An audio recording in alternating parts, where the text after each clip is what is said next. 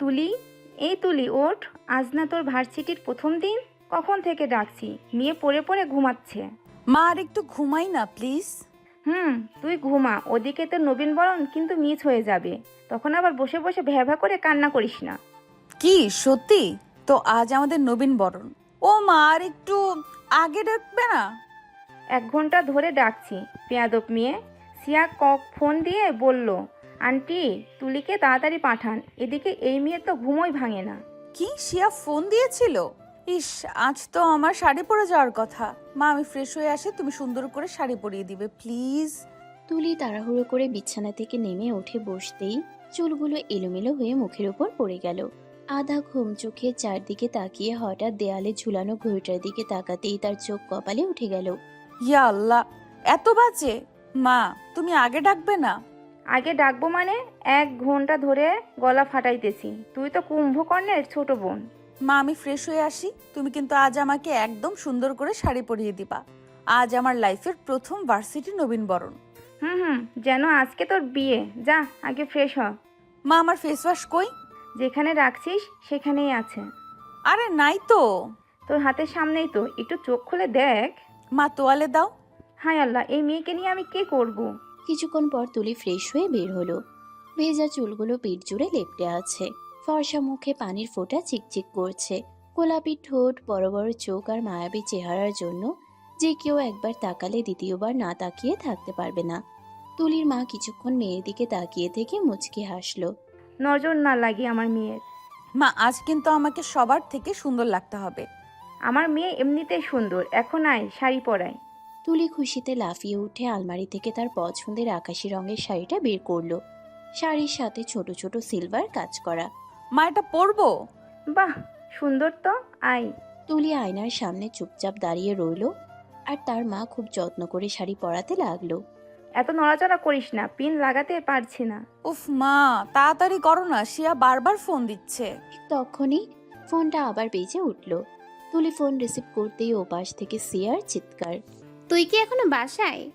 আর বলিস না, ঘুম থেকে উঠতেই লেট। তাড়াতাড়ি আয়, পুরো ক্যাম্পাস সাজানো হয়েছে, সিনিয়ররা নাকি আজ আসবে। আসতেছি বাবা, আসতেছি। আকাশি শাড়িতে তাকে যেন একদম পরীর মতো লাগছে। কোমর পর্যন্ত নেমে আসা কালো চুল, কপালে ছোট্ট টিপার হালকা কাজল তার সৌন্দর্য আরো বাড়িয়ে দিয়েছে। তুলির মা পেছন থেকে এসে কানের পাশে চুল সরিয়ে দিল। মাশাল্লাহ, আমার মেয়েকে আজকে কেউ চোখ ফেরাতে পারবে না। মা তুমি না। একদম দাঁড়া, আগে খাবি তারপর যাবি। মা প্লিজ, লেট হয়ে যাচ্ছে। না, খালি পেটে কোথাও যাবা হবে না, সকাল থেকে কিছু খাস নাই। উফ মা, তুমি না একদম বুড়ি হয়ে গেছো। আর তুই খুব ছোট আছিস, ভার্সিটিতে উঠছিস কিন্তু বুদ্ধি এখনো ক্লাস 5-এ। তুলি তুই রওনা দিছিস? খাবার খাওয়াচ্ছে মা জোর করে। আন্টিকে দে ফোন। আন্টি প্লিজ তাড়াতাড়ি পাঠান না, আজকে কিন্তু আমরা একসাথে এন্ট্রি দিব। আচ্ছা আচ্ছা পাঠাচ্ছি, আগে খেয়ে নিক। মা আমি গেলাম। সাবধানে যাস, আর হ্যাঁ বেশি দুষ্টুমি করবি না। আচ্ছা মা। তুলি বের হয়ে যেতেই বাইরের রোদে তার মুখটা আরো ঝলমল করে উঠল। রাস্তায় থাকা কয়েকজন ছেলেও অবাক হয়ে তাকিয়ে রইল তার দিকে, কিন্তু তুলি সেদিকে পাত্তাই দিল না। কারণ আজ তার জীবনের নতুন শুরু। সে জানতো না আজকের এই ভার্সিটির প্রথম দিনেই তার জীবনে এমন একজনের প্রবেশ হতে চলেছে যে সাধারণ না। ভার্সিটির সামনে এসে গাড়ি থামতেই তুলি তাড়াতাড়ি দরজা খুলে নিচে নামলো। নামতেই সামনে দাঁড়িয়ে থাকা সিয়া 2 হাত কোমরে দিয়ে রাগী চোখে তাকালো। অবশেষে ম্যাডামের আসার সময় হলো। উফ চুপ কর তো, বেশি দেরি হয়নি। বেশি দেরি হয়নি মানে? আমি সে কখন থেকে দাঁড়িয়ে আছি জানিস? আরে বাবা সরি, এখন বল তো কেমন লাগছে আমাকে? তুলি শাড়ির আঁচলটা ঠিক করে একবার ঘুরে দাঁড়াতেই সিয়া কয়েক সেকেন্ড তাকিয়ে রইল। তারপর নাটকীয়ভাবে বুকের উপর হাত রেখে বলল, কি বলবো, তুই তো আগে থেকে সুন্দরী, আজ তো একদম সিনেমার হিরোইন লাগছে। জানি। এই আত্মবিশ্বাসটাই আমার ভালো লাগে না। হিংসা হচ্ছে? অনেক, বিশেষ করে ছেলেগুলোর অবস্থা দেখে।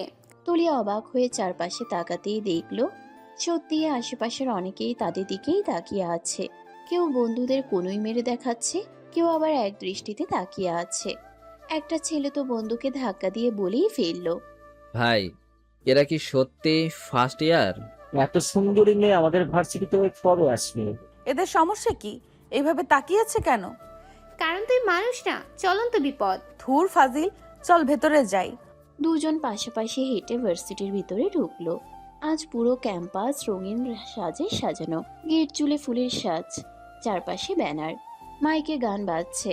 নতুন ছাত্রছাত্রীদের ভিড়ে পুরো জায়গাটা জমজমাট। তুলি চারপাশ তাকিয়ে মুগ্ধ হয়ে গেল। ওয়াও, জায়গাটা তো অনেক সুন্দর। আজকে মনে হয় পুরো শহরের মানুষ এখানে এসেছে।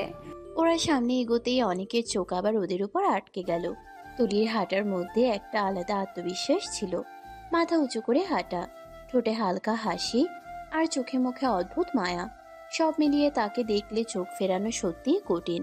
একটা সিনিয়র ছেলে বন্ধুদের সাথে দাঁড়িয়েছিল। তুলি পাশ দিয়ে যেতেই ছেলেটা অবাক হয়ে তাকিয়ে রইল। বন্ধু বলল, কিরে হয়ে গেলি কেন? ভাই, মেয়েটাকে নতুন মনে হয়। এই ভার্সিটিতে দিন ভালোই যাবে তাহলে। তুলি অবশ্য এসব কিছুই খেয়াল করলো না, কারণ সে আর সিয়া দুজনেই জায়গাটা ঠিকমতো চিনে না। এখন কোথায় যাব কিছুই তো বুঝতেছি না। আমিও না, মনে হয় সামনে অনুষ্ঠান হচ্ছে, চল ওদিকে যাই। দুজন মঞ্চের সামনে গিয়ে দাঁড়ালো। সামনে বিশাল স্টেজ সাজানো হয়েছে, চেয়ারগুলো প্রায় ভরে গেছে। সিনিয়ররা দৌড়াদৌড়ি করছে অনুষ্ঠান নিয়ে। তুলি আর সিয়া একটু পাশে দাঁড়িয়ে চারপাশ দেখতে লাগলো। হঠাৎ পিছন থেকে একটা ছেলে এসে হাসি মুখে বলল, এক্সকিউজ মি, আপনার কি ফার্স্ট ইয়ার? জি, কেন? না মানে আমি রাফি, সেকেন্ড ইয়ার। কোনো হেল্প লাগলে বলতে পারেন। ধন্যবাদ, লাগলে বলবো। সবাই নিজের নিজের জায়গায় বসুন, অনুষ্ঠান কিছুক্ষণের মধ্যেই শুরু হবে। তুলি সামনে তাকালো। ঠিক তখনই তার চোখ হঠাৎ দূরে দাঁড়িয়ে থাকা একটা মানুষের উপর আটকে গেল। কালো শার্ট, গম্ভীর মুখ, তীক্ষ্ণ দৃষ্টি। লোকটা অন্য সবার মতো হইচই করছিল না, বরং সবার ভিড়ের মাঝেও অদ্ভুত শান্তভাবে দাঁড়িয়েছিল। তার চোখে ছিল কেমন যেন রহস্যময় কঠোরতা আর আশ্চর্যের বিষয়। লোকটার দৃষ্টি ঠিক তুলির উপরেই স্থির ছিল। তুলি অস্বস্তিতে ভ্রু কুঁচকাল। শিয়া, ওই লোকটা কে? কোন লোকটা? তুলি আবার তাকাতেই অবাক হয়ে গেল, লোকটা সেখানে নেই, যেন মুহূর্তের মধ্যেই হাওয়ায় মিলিয়ে গেছে। তুলি চারপাশে তাকিয়ে অবাক হয়ে গেল। একটু আগেও লোকটা ঠিক ওখানেই দাঁড়িয়েছিল। কালো শার্ট, গম্ভীর চোখ, অদ্ভুত শান্ত একটা ভাব, কিন্তু এখন সেখানে কেউ নেই। তুলির ভ্রু কুঁচকে গেল। আর এখানেই তো ছিল। কেউ নাই তো? কিভাবে নাই? একটু আগেও দেখলাম, একদম অন্যরকম ছিল লোকটা। অন্যরকম মানে? মানে উফ, বোঝাতে পারবো না, খুব গম্ভীর টাইপ। চারপাশের কারোর দিকে তাকাচ্ছিল না, কিন্তু কিন্তু আমার দিকে তাকিয়েছিল। আহারে, আমাদের ম্যাডাম কারোর উপর ক্রাশ খাইছে মনে হয়। ফাজলামি করিস না। তাহলে এত পর্যবেক্ষণ করলি কিভাবে? গম্ভীর, রহস্যময়, অন্যরকম। উফ!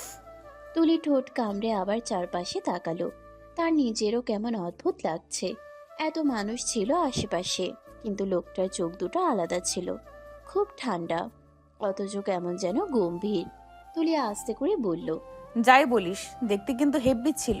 বাবা, ভূতের মুখে রাম রাম। মানে? এতদিন ধরে কত ছেলে তোর পিছনে ঘুরলো, স্কুলে কলেজে কাউকে পাত্তা দিছিস না, আর আজ একটা অচেনা ছেলেকে দেখে তোর এই অবস্থা। কি করব বল, মানুষটা একটু আলাদা ছিল। আলাদা না কলা, তুই তো কখনো কোনো ছেলেকে সুন্দরও বলিস না, আজকে দেখে একদম গলে পানি। এবার হয়েছে। ইয়া আল্লাহ, আমি কি ঠিক শুনতেছি? আরে ধুর, পছন্দ মানে প্রেম না, শুধু দেখতে ভালো লাগছে। শুরু তো এমন করেই হয় শোনা, তারপর দেখবো রাত জেগে গান শুনতেছিস। মার খাবি কিন্তু। সব নবীন শিক্ষার্থীরা দয়া করে সামনে এসে বসুন, অনুষ্ঠান শুরু হতে যাচ্ছে। চল সামনে বসি, না হলে কিছুই দেখতে পারবো না। ওরা সামনে গিয়ে মাঝামাঝি একটা জায়গায় বসলো। চারপাশে হইচই, হাসাহাসি, ছবি তোলা, সব মিলিয়ে জমজমাট পরিবেশ। একটা মেয়ে এসে তুলির পাশে বসতেই মুগ্ধ হয়ে তাকালো। আপু, আপনি কি মডেল নাকি? না তো, কেন? আপনাকে খুব সুন্দর লাগছে। দেখলি, আমি মিথ্যা বলি না বেশ। তুলি সিয়াকে কোনোই মারলো। কিছুক্ষণ পর অনুষ্ঠান শুরু হলো। সিনিয়ররা গান গাইছে, কেউ নাচছে, কেউ বক্তৃতা দিচ্ছে। কিন্তু এসবের মাঝেও তুলির মন বারবার অন্যদিকে চলে যাচ্ছে। তার মাথায় শুধু সেই অচেনা লোকটার মুখ ভাসছে, গম্ভীর চোখ, ঠান্ডা দৃষ্টি, আর কেমন যেন অদ্ভুত একটা ব্যক্তিত্ব। তুলি নিজেও বুঝতে পারছে না কেন এত ভাবছে। হঠাৎ সিয়া কানে কানে বলল, ওইদিকে তাকাস, কয়েকটা ছেলে এসে তখন থেকে তোর দিকে তাকিয়ে আছে। তাকাক, আমার কি? একটা তো বারবার চুল ঠিক করতেছে, মনে হয় প্রেমে পড়ে গেছে। উফ, বিরক্ত লাগে এসব। কিন্তু কালো শার্টওয়ালার বেলায় বিরক্ত লাগতেছিল না। শিয়া, চুপ করবি? সিয়া খিলখিল করে হাসতে লাগলো। ঠিক তখনই স্টেজের সামনে কিছুটা হট্টগোল শুরু হলো। কয়েকজন সিনিয়র হঠাৎ সোজা হয়ে দাঁড়িয়ে গেল। কারো কারো মুখে ভয়ও দেখা যাচ্ছে। তুলি অবাক হয়ে বলল, কি হয়েছে? আরে ভাই আসছে। উনি নাকি খুব স্ট্রিক্ট, সবাই নাকি উনাকে ভয় পায়, কাউকে পাত্তা দেয় না। তুলি কৌতূহলী হয়ে সামনে তাকালো। আর পরের মুহূর্তেই তার বুক ধক করে উঠল। কারণ ভিড়ের মাঝ দিয়ে ধীরে ধীরে হেঁটে আসছে সেই কালো শার্ট পরা গম্ভীর মানুষটা। পুরো অডিটোরিয়ামের পরিবেশ হঠাৎ করেই বদলে গেল। কিছুক্ষণ আগেও যেখানে হাসাহাসি আর হইচই চলছিল, সেখানে এখন অদ্ভুত নীরবতা। সবাই কেমন গুছিয়ে বসে পড়ছে। সিনিয়ররাও পর্যন্ত সোজা হয়ে দাঁড়িয়ে গেছে। তুলি অবাক হয়ে চারপাশ দেখছিল। ঠিক তখনই ভিড়ের মাঝ দিয়ে ধীরে ধীরে হেঁটে এলো সেই ছেলেটা। কালো ফুল হাতা শার্ট, হাতে ঘড়ি, চোখে মুখে গম্ভীরতা। হাঁটার মধ্যেই এমন একটা ব্যক্তিত্ব ছিল যে না চাইলেও সবাই তার দিকে তাকাতে বাধ্য হচ্ছিল। তুলি তাকিয়ে থেকে হঠাৎ সিয়ার হাত চেপে ধরল। শিয়া রে, এই সেই ছেলে। সিয়া তাকাতেই কয়েক সেকেন্ড চুপ হয়ে গেল। তারপর তাড়াতাড়ি তুলির মুখ চেপে ধরল। মুখ বন্ধ কর বলদ। কেন? তুই জানিস উনি কে? উনি ঈশান ভাইয়া, অনার্স 3rd ইয়ারে, পুরো ভার্সিটির সবচেয়ে গম্ভীর আর ডেঞ্জারাস সিনিয়র। সবাই ভয় পায় ওনাকে। তুলি অবাক হয়ে আবার ঈশানের দিকে তাকালো। ঈশান কারো দিকে না তাকিয়ে সোজা সামনে এগিয়ে যাচ্ছে। তার চোখে মুখে কোনো এক্সপ্রেশন নেই। কিন্তু আশ্চর্যের বিষয় হলো, হঠাৎ কয়েক সেকেন্ডের জন্য তার দৃষ্টি তুলির উপর এসে থামলো। তুলির বুক ধক করে উঠল। সে তাড়াতাড়ি চোখ সরিয়ে নিল। সিয়া সেটা খেয়াল করে দাঁত কেলিয়ে বলল, ওহ, চোখে চক্ষু হয়ে গেছে না দেখি। চুপ কর না। মজা না তুলি, ওনাকে নিয়ে পুরো ভার্সিটিতে অনেক গল্প আছে। কেউ নাকি ওনার সামনে বেশি কথা বলার সাহস পায় না। কেন? জানি না, তবে সবাই বলে উনি খুব রাগী আর কারোর সাথে তেমন মেশেও না। তুলি আবার তাকালো।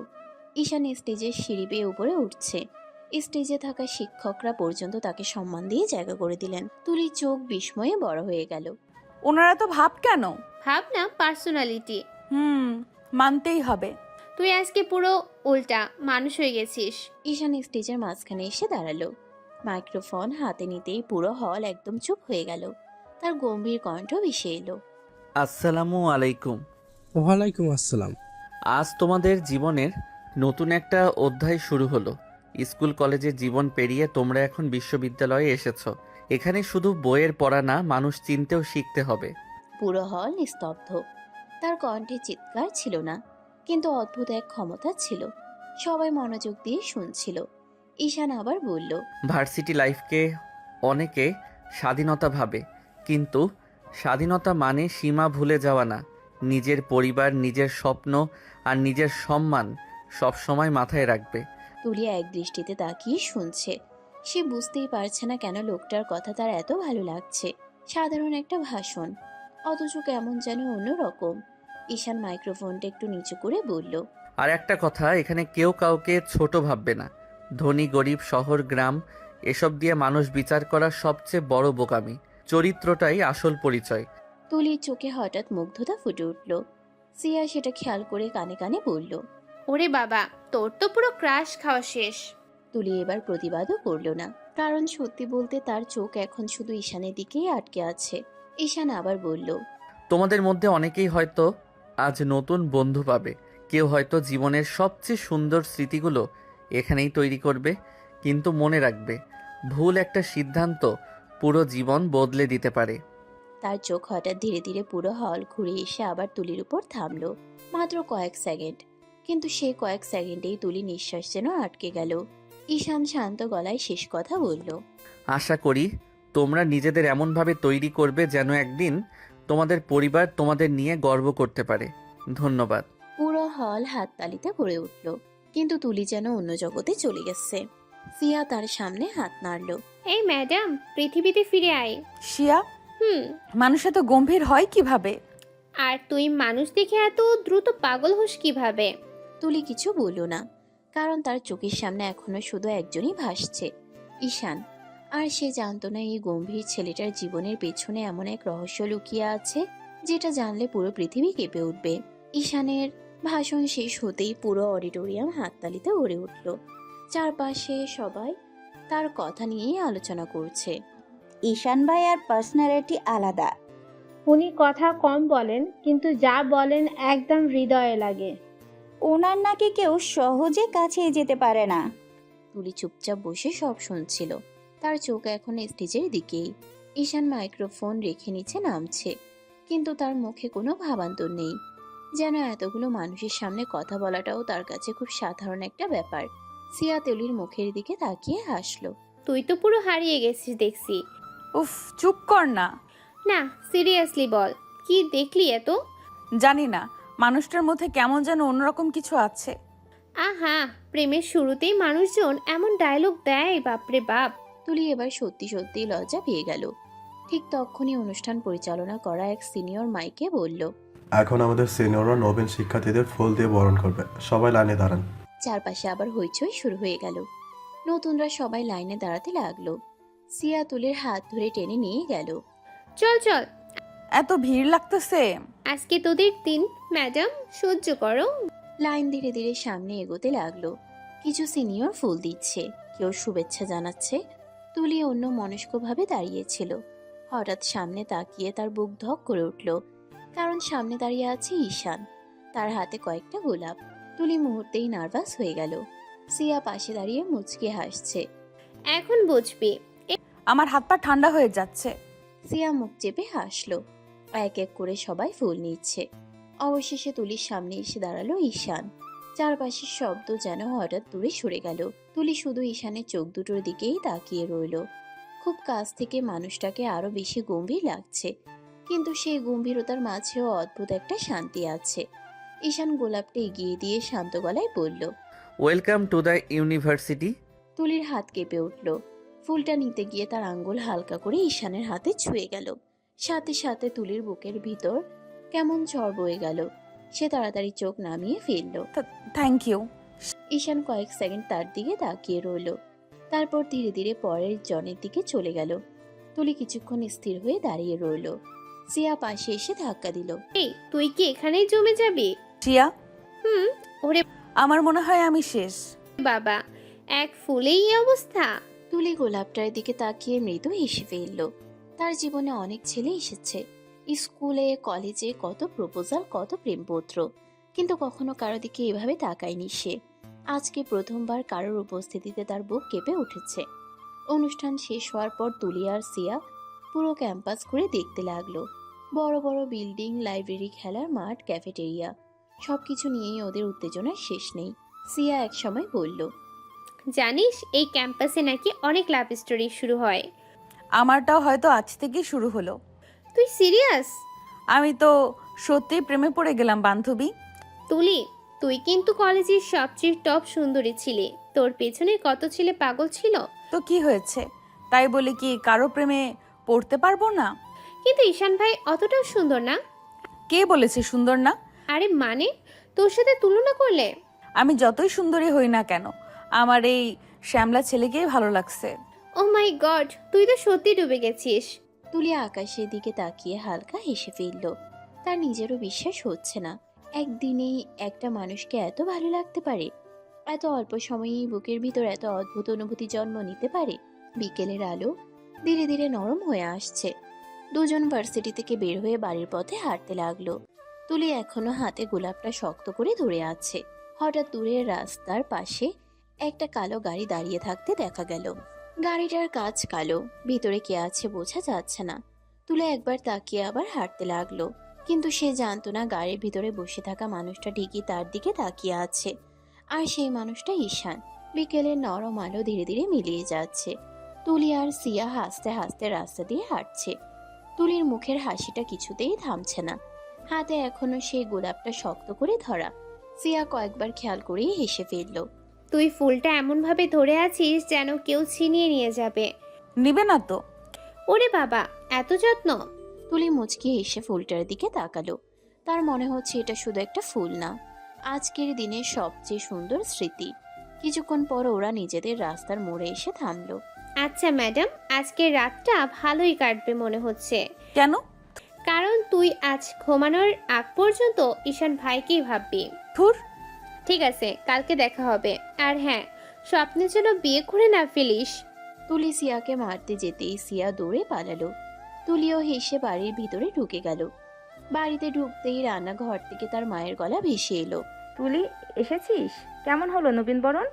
দারুণ মা, অনেক মজা হয়েছে।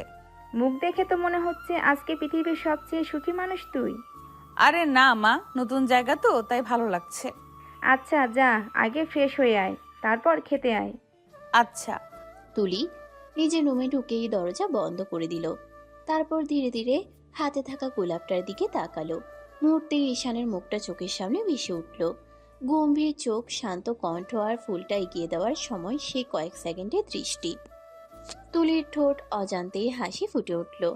সে খুব যত্ন করে টেবিলের উপর রাখা ছোট্ট ফুলদানিতে গোলাপটা রেখে দিল। তারপর কয়েক সেকেন্ড দাঁড়িয়ে শুধু ফুলটার দিকেই তাকিয়ে রইল। পাগল হয়ে যাচ্ছি নাকি আমি? নিজেই লজ্জা পেয়ে হেসে ফেলল। এরপর ওয়াশরুমে গিয়ে ফ্রেশ হয়ে নিল। শাড়ি খুলে হালকা গোলাপি রঙের একটা ড্রেস পরে বের হলো। ভেজা চুলগুলো তোয়ালে দিয়ে মুছতে মুছতে আয়নার সামনে দাঁড়ালো।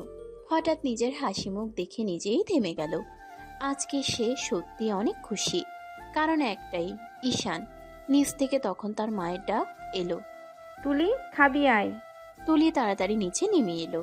ডাইনিং টেবিলে বসতেই তার ছোট ভাই ঋতু তার দিকে তাকিয়ে ভ্রু নাচালো। কিরে আপু, এত খুশি কেন? কই, দেখে তো মনে হয়েছে প্রেমে পড়েছিস। কি? হ্যাঁ, তোর মুখ দেখলেই বোঝা যাচ্ছে। প্রেমে পড়লে মানুষ কেমন হয় তুই জানলি কিভাবে? কারণ আমি প্রেম করি। কি? ঋতু স্বাভাবিকভাবেই ভাত খাচ্ছে। তুলি চেয়ার ছেড়ে উঠে দাঁড়িয়ে চিৎকার দিল। মা! আয় আয় আয়, কি করছিস? কি হয়েছে? তোমার ছেলে প্রেম করে। ধুর আপু। এটা নতুন কি? আমি তো আগেই জানি। মানে তুমি জানো? দেখছিস, আমি ওপেন লাভার। মা তুমি কিছু বলো না। ও এখনো ছোট, দুদিন পর নিজেই ঠিক হয়ে যাবে। হুম, ছোট বলে অবহেলা? ইয়া আল্লাহ, কলেজে পড়া ছেলে প্রেম করে আর মা সেটাও জানে। কিন্তু আপু, তোর অবস্থাও কিন্তু সুবিধার না। মানে? তুই আজকে যেভাবে হাসছিস, নিশ্চিত কারোর উপর ক্রাশ খাইছিস। তুলি তাড়াতাড়ি চোখ নামিয়ে ফেলল। তার গাল হালকা লাল হয়ে উঠেছে। হৃদু সেটা দেখে চিৎকার দিল। ও, সত্যি সত্যি কিছু আছে? চুপ কর। কি রে, সত্যি নাকি?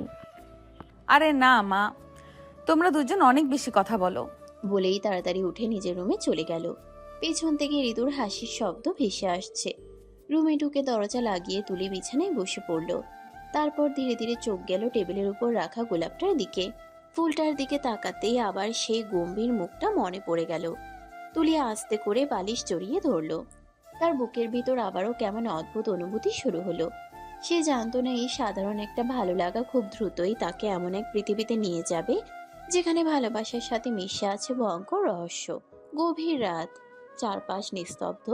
শহরের ব্যস্ত রাস্তাগুলো ধীরে ধীরে শান্ত হয়ে এসেছে। দূরে কোথাও কুকুরের ডাক ভেসে আসছে। তুলিদের বাড়ির সবাই তখন ঘুমে, কিন্তু শহরের অন্য প্রান্তে একটা বাড়ির ৩য় তলার রুমে এখনো আলো জ্বলছে।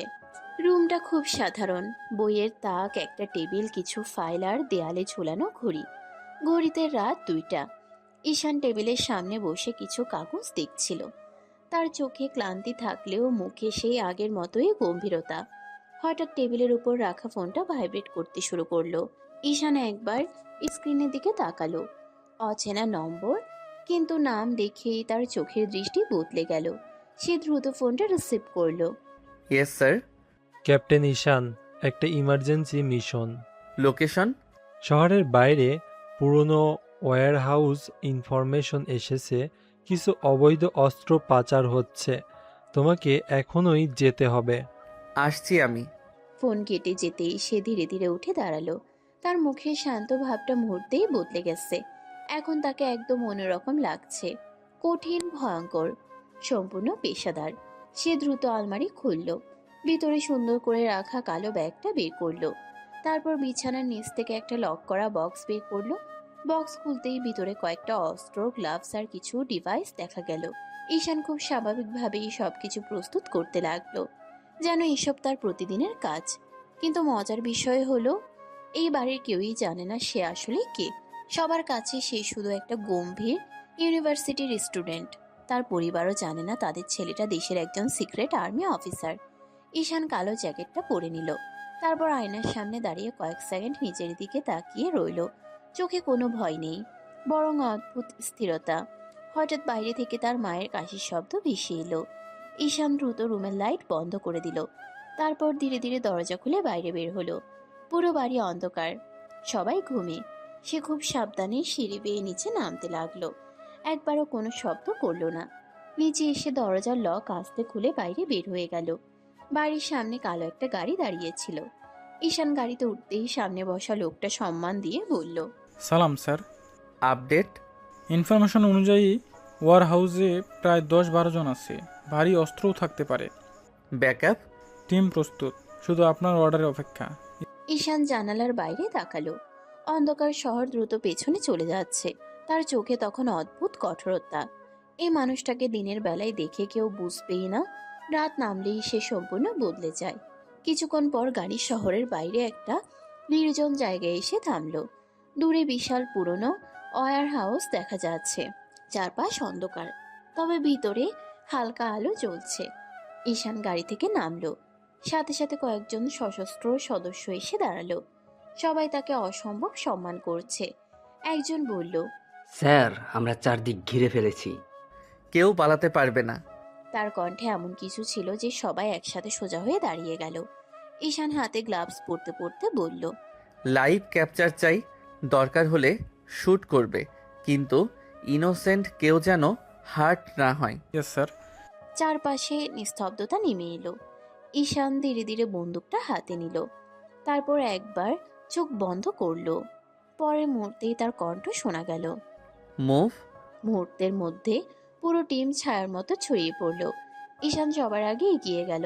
ওয়্যার হাউসের ভিতর থেকে কিছু মানুষের কথা ভেসে আসছে। মালগুলো কাল সকালে বের হবে। পুলিশ যেন কিছু জানতে না পারে। ঈশানের চোখ ঠান্ডা হয়ে গেল। সে দেয়ালের পাশে দাঁড়িয়ে হাত তুলে সিগন্যাল দিল। পরের মুহূর্তেই থাম। দরজা ভেঙে ভিতরে ঢুকে পড়ল পুরো টিম। চারপাশে মুহূর্তেই চিৎকার শুরু হয়ে গেল। কে পালাও? আর্মি? একজন বন্দুক তুলতেই ঈশান বিদ্যুতের গতিতে তার হাত মুচড়ে মাটিতে ফেলে দিল। লোকটা যন্ত্রণায় চিৎকার করে উঠল। আরেকজন পিছন থেকে গুলি করতে যেতেই ঈশান ঘুরে তার হাত থেকে অস্ত্র ছিটকে দিল। সবকিছু এত দ্রুত ঘটছে যে কেউ বুঝে উঠতে পারছে না। ঈশানের চোখে তখন কোনো অনুভূতি নেই, শুধু মিশন, শুধু দায়িত্ব। কয়েক মিনিটের মধ্যেই পুরো জায়গা নিয়ন্ত্রণে চলে এলো।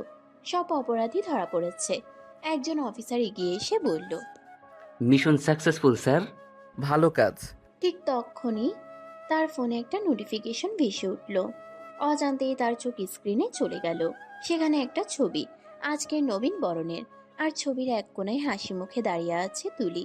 কয়েক সেকেন্ডের জন্য ঈশানের কঠিন চোখ দুটো কেমন যেন নরম হয়ে গেল। সে চুপচাপ স্ক্রিনটার দিকে তাকিয়ে রইল, তারপর খুব আস্তে করে বলল, অদ্ভুত মেয়ে। সকালের নরম রোদ ধীরে ধীরে পুরো শহর জুড়ে ছড়িয়ে পড়েছে। ভার্সিটির সামনে আজও ভিড়। কেউ বন্ধুদের সাথে গল্প করছে, কেউ ক্লাসে যাওয়ার জন্য দৌড়চ্ছে। আর গেটের এক পাশে দাঁড়িয়ে আছে সিয়া, মুখ ফুলিয়ে, এক হাতে ব্যাগ, অন্য হাতে ফোন, বারবার সময় দেখছে আর বিরক্তিতে ফুঁসছে। এই মেয়েটা একদিন আমার প্রেশার বাড়িয়ে মারবে। ঠিক তখনই দূর থেকে একটা রিক্সা এসে থামলো।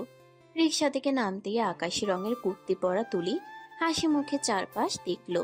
খোলা চুলগুলো বাতাসে উড়ছে, মুখে হালকা কাজল আর ঠোঁটে ছোট্ট হাসি। তাকে দেখে আশেপাশের কয়েকজন ছেলে দৃষ্টি আবার আটকে গেল, কিন্তু সিয়ার এখন সেদিকে তাকানোর সময় নেই। সে রাগী মুখে তুলির সামনে গিয়ে দাঁড়ালো। অবশেষে ম্যাডামের আসার সময় হলো। আরে রাগিস না তো। রাখবো না তো কি করবো শুনি? 20 মিনিট ধরে এখানে দাঁড়িয়ে আছি। আরে বলিস না, ওই হ্যান্ডসামের কথা ভাবতে ভাবতে ঘুমাতেই পারিনি, তাই লেট হয়ে গেছে। ইয়া আল্লাহ, তোর মাথায় এখনো ওই ভূত আছে? ভূত না, আমার হৃদয়ের রাজা। তুই একদিনে এত দূর চলে গেলি? আরে কি বলিস, আমি কি ওকে ভুলবো নাকি? আমার মনে গেঁথে আছে। তোর অবস্থা খুব খারাপ। কিন্তু সিরিয়াসলি বলছি, মানুষটা কেমন যেন আলাদা। আলাদা তো বটেই, পুরো ভার্সিটি ভয় পায়, আর তুই প্রেমে পড়ে গেছিস। সবাই ভয় পাক, আমার তো ভালোই লাগে। তুলি, তুই না একদম পাগল। তুলি হেসে সামনে তাকালো। আজকে তার মনটা অদ্ভুত ভালো। কেন যেন মনে হচ্ছে আজ আবার ঈশানকে দেখতে পাবে। দুজন ক্যাম্পাসে ঢুকতেই চারপাশে কয়েকজন আবার তাকিয়ে রইল। একটা ছেলে বন্ধুকে কনুই মেরে বলল, ওই যে টপার সুন্দরীটা আসছে। ভাই এটাকে দেখলে চোখ ফেরানো যায় না। তুলি এসব শুনেও পাত্তা দিল না। তার চোখ শুধু চারপাশে কাউকে খুঁজছে। সিয়া সেটা খেয়াল করেই বলল, কাকে খুঁজছিস? কাউকে না তো। আমি বুঝি না কিছু। তুলি এবার একটু লজ্জা পেল। ঠিক তখনই সামনের করিডোরে কয়েকজন সিনিয়রকে দাঁড়িয়ে থাকতে দেখা গেল। ওদের মাঝখানে দাঁড়িয়ে আছে ঈশান। আজকে তার পরনে সাদা শার্ট আর কালো প্যান্ট, হাতে ঘড়ি, চোখে মুখে আগের মতোই গম্ভীরতা। সে নিচু গলায় কারোর সাথে কথা বলছে। তুলির হাঁটা মুহূর্তেই ধীর হয়ে গেল। তার বুক আবার ধক ধক করতে শুরু করলো। সিয়া তাকিয়ে ফিসফিস করে বলল, লো, তোর ভূত হাজির। তুলি চোখ সরাতেই পারছে না। ঈশানকে আজ আরো বেশি সুন্দর লাগছে। শ্যামলা মুখে কেমন অদ্ভুত আকর্ষণ। তুলির অজান্তেই ঠোঁটে হাসি চলে এলো। সিয়া সেটা দেখে মাথা নাড়ল। তুই তো পুরো ডুবে গেছিস রে।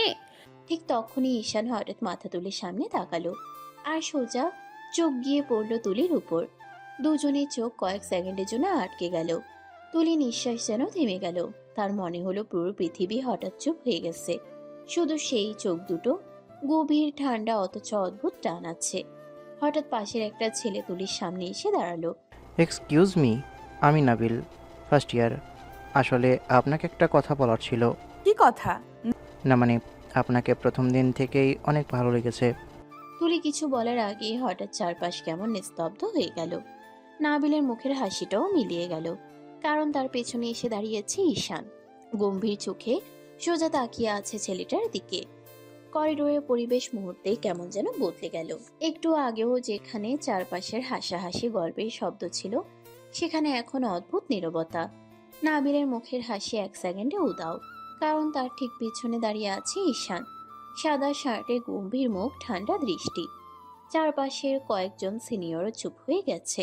নাবিল ঢোক গিলে তাড়াতাড়ি সোজা হয়ে দাঁড়ালো। আসসালামু আলাইকুম ভাইয়া। ওয়ালাইকুম আসসালাম। কি কথা হচ্ছে এখানে? না মানে কিছু না ভাইয়া, এমনি পরিচিত হচ্ছিলাম। ঈশান কয়েক সেকেন্ড চুপচাপ তাকিয়ে রইল। তার চোখের দৃষ্টি এতটাই চাপা ভয়ঙ্কর ছিল যে নাবিল প্রায় থেমে গেল। তারপর ঈশান শান্ত স্বরেই বলল, ক্লাস করতে করতে একাই পরিচিত হয়ে যাবে, এখন যাও। একটা সাধারণ কথাও তার মুখে আদেশের মতো শোনালো। নাবিল সাথে সাথে মাথা নাড়ল। জি ভাইয়া। বলেই প্রায় দৌড়ে সেখান থেকে চলে গেল। সিয়া দাঁত চেপে হাসি আটকানোর চেষ্টা করছে। আর তুলি, সে এখনো চুপচাপ দাঁড়িয়ে আছে। তার চোখ পুরো সময়টা শুধু ঈশানের দিকেই ছিল। আজকে কাছ থেকে মানুষটাকে আরো বেশি অন্যরকম লাগছে। গম্ভীর অথচ কেমন যেন নিরাপদ একটা অনুভূতি দেয়। ঈশান এবার তুলিদের দিকে তাকালো। কেউ যদি বিরক্ত করে আমাকে জানাবে। আমি ভার্সিটির সিনিয়র, সবাই আমাকে ভয় পায়। আচ্ছা ভাইয়া। কিন্তু তুলি কোনো কথা বলতে পারল না। সে এক দৃষ্টিতে তাকিয়ে আছে ঈশানের দিকে। তার মাথার ভিতর যেন সব গুলিয়ে যাচ্ছে। ঈশানের কণ্ঠ, চোখ, দাঁড়িয়ে থাকার ভঙ্গি, সবকিছুই তার বুকের ভিতর অদ্ভুত ঝড় তুলছে। সিয়া কনুই দিয়ে ধাক্কা দিলেও তুলি হুঁশে ফিরল না। ঈশান সেটা খেয়াল করলো। তার ঠোঁটের কোণে খুব হালকা একটা হাসি ফুটে উঠল, এতটাই হালকা যে কেউ না তাকালে বুঝতেই পারত না। ঈশান ভ্রু তুলে বলল, উদ্ভট চিন্তা না করে পড়াশোনায় মন দাও। মুহূর্তে তুলির মুখ লাল হয়ে গেল। সে বুঝে গেছে ঈশান তার মনের অবস্থা ধরে ফেলেছে। তুলি তাড়াতাড়ি চোখ নামিয়ে ফিরল। জি। সিয়া পাশে দাঁড়িয়ে মুখ চেপে হাসছে। ঈশান কয়েক সেকেন্ড তুলির দিকে তাকিয়ে থাকলো, তারপর শান্ত গলায় বলল, ফার্স্ট ইয়ার শুরু হয়েছে, শুরু থেকে সিরিয়াস থাকো। ইউনিভার্সিটি লাইফ দেখতে যত সহজ লাগে আসলে ততটা না। জি ভাইয়া। তুলি এবারে শুধু চুপচাপ শুনছে। তার বুকের ভিতর এখনো ধুকপুক করছে। ঈশান আবার বলল, আর একটা কথা, নিজের সম্মান সবসময় নিজের হাতেই রাখবে, কাউকে সুযোগ দিবে না। তুলির চোখে হঠাৎ মুগ্ধতা ফুটে উঠল। এমন ভাবে কেউ কখনো কথা বলেনি তার সাথে। ঈশানের কথাগুলো খুব সাধারণ, অথচ কেমন যেন গভীর। হঠাৎ পাশ থেকে একটা ছেলে এসে বলল, ভাইয়া স্যার ডাকছেন। আসছি, ঠিক মতো ক্লাস করো। বলেই ধীরে ধীরে হাঁটতে শুরু করলো। চারপাশে সবাই স্বাভাবিকভাবেই তার জন্য রাস্তা ছেড়ে দিচ্ছে। কেউ তার সামনে জোরে কথা বলছে না। তুলি অবাক হয়ে সেটা দেখছিল। সিয়া আস্তে করে বলল, বুঝলি এখন কেন সবাই ভয় পায়? ভয়ঙ্কর গম্ভীর। কিন্তু তোর তো ভয় লাগতেছে না। জানি না কেন, ওনাকে দেখলেই আমার ভয় লাগে না। তুই সত্যিই শেষ। আমি তো প্রথম দিনেই শেষ হয়ে গেছি। সিয়া হেসে কুটি কুটি। ঠিক তখনই করিডোরে মোড় ঘুরতে গিয়ে ঈশান হঠাৎ একবার পিছনে তাকালো আর দেখলো তুলি এখনো তার দিকেই তাকিয়ে আছে। ঈশানের চোখ কয়েক সেকেন্ড স্থির রইল, তারপর খুব আস্তে করে মাথা নাড়িয়ে সামনে চলে গেল। তুলি সেটা দেখেই লজ্জায় মুখ নিচু করে ফিরল। সিয়া আর নিজেকে সামলাতে পারল না। ওহ, ঈশান ভাইয়া তোকে দেখে হাসছেও। চুপ কর না প্লিজ। কিন্তু তার ঠোঁটের কোণের হাসিটা কিছুতেই লুকানো গেল না। ঈশান করিডোর পেরিয়ে ধীর পায়ে প্রিন্সিপালের রুমের সামনে এসে দাঁড়ালো। তার হাঁটার মধ্যেই একটা আলাদা গাম্ভীর্য ছিল, যে কেউ দেখলেই বুঝবে এই মানুষটা সাধারণ কেউ না। দরজায় নক করতেই ভিতর থেকে ভেসে এলো।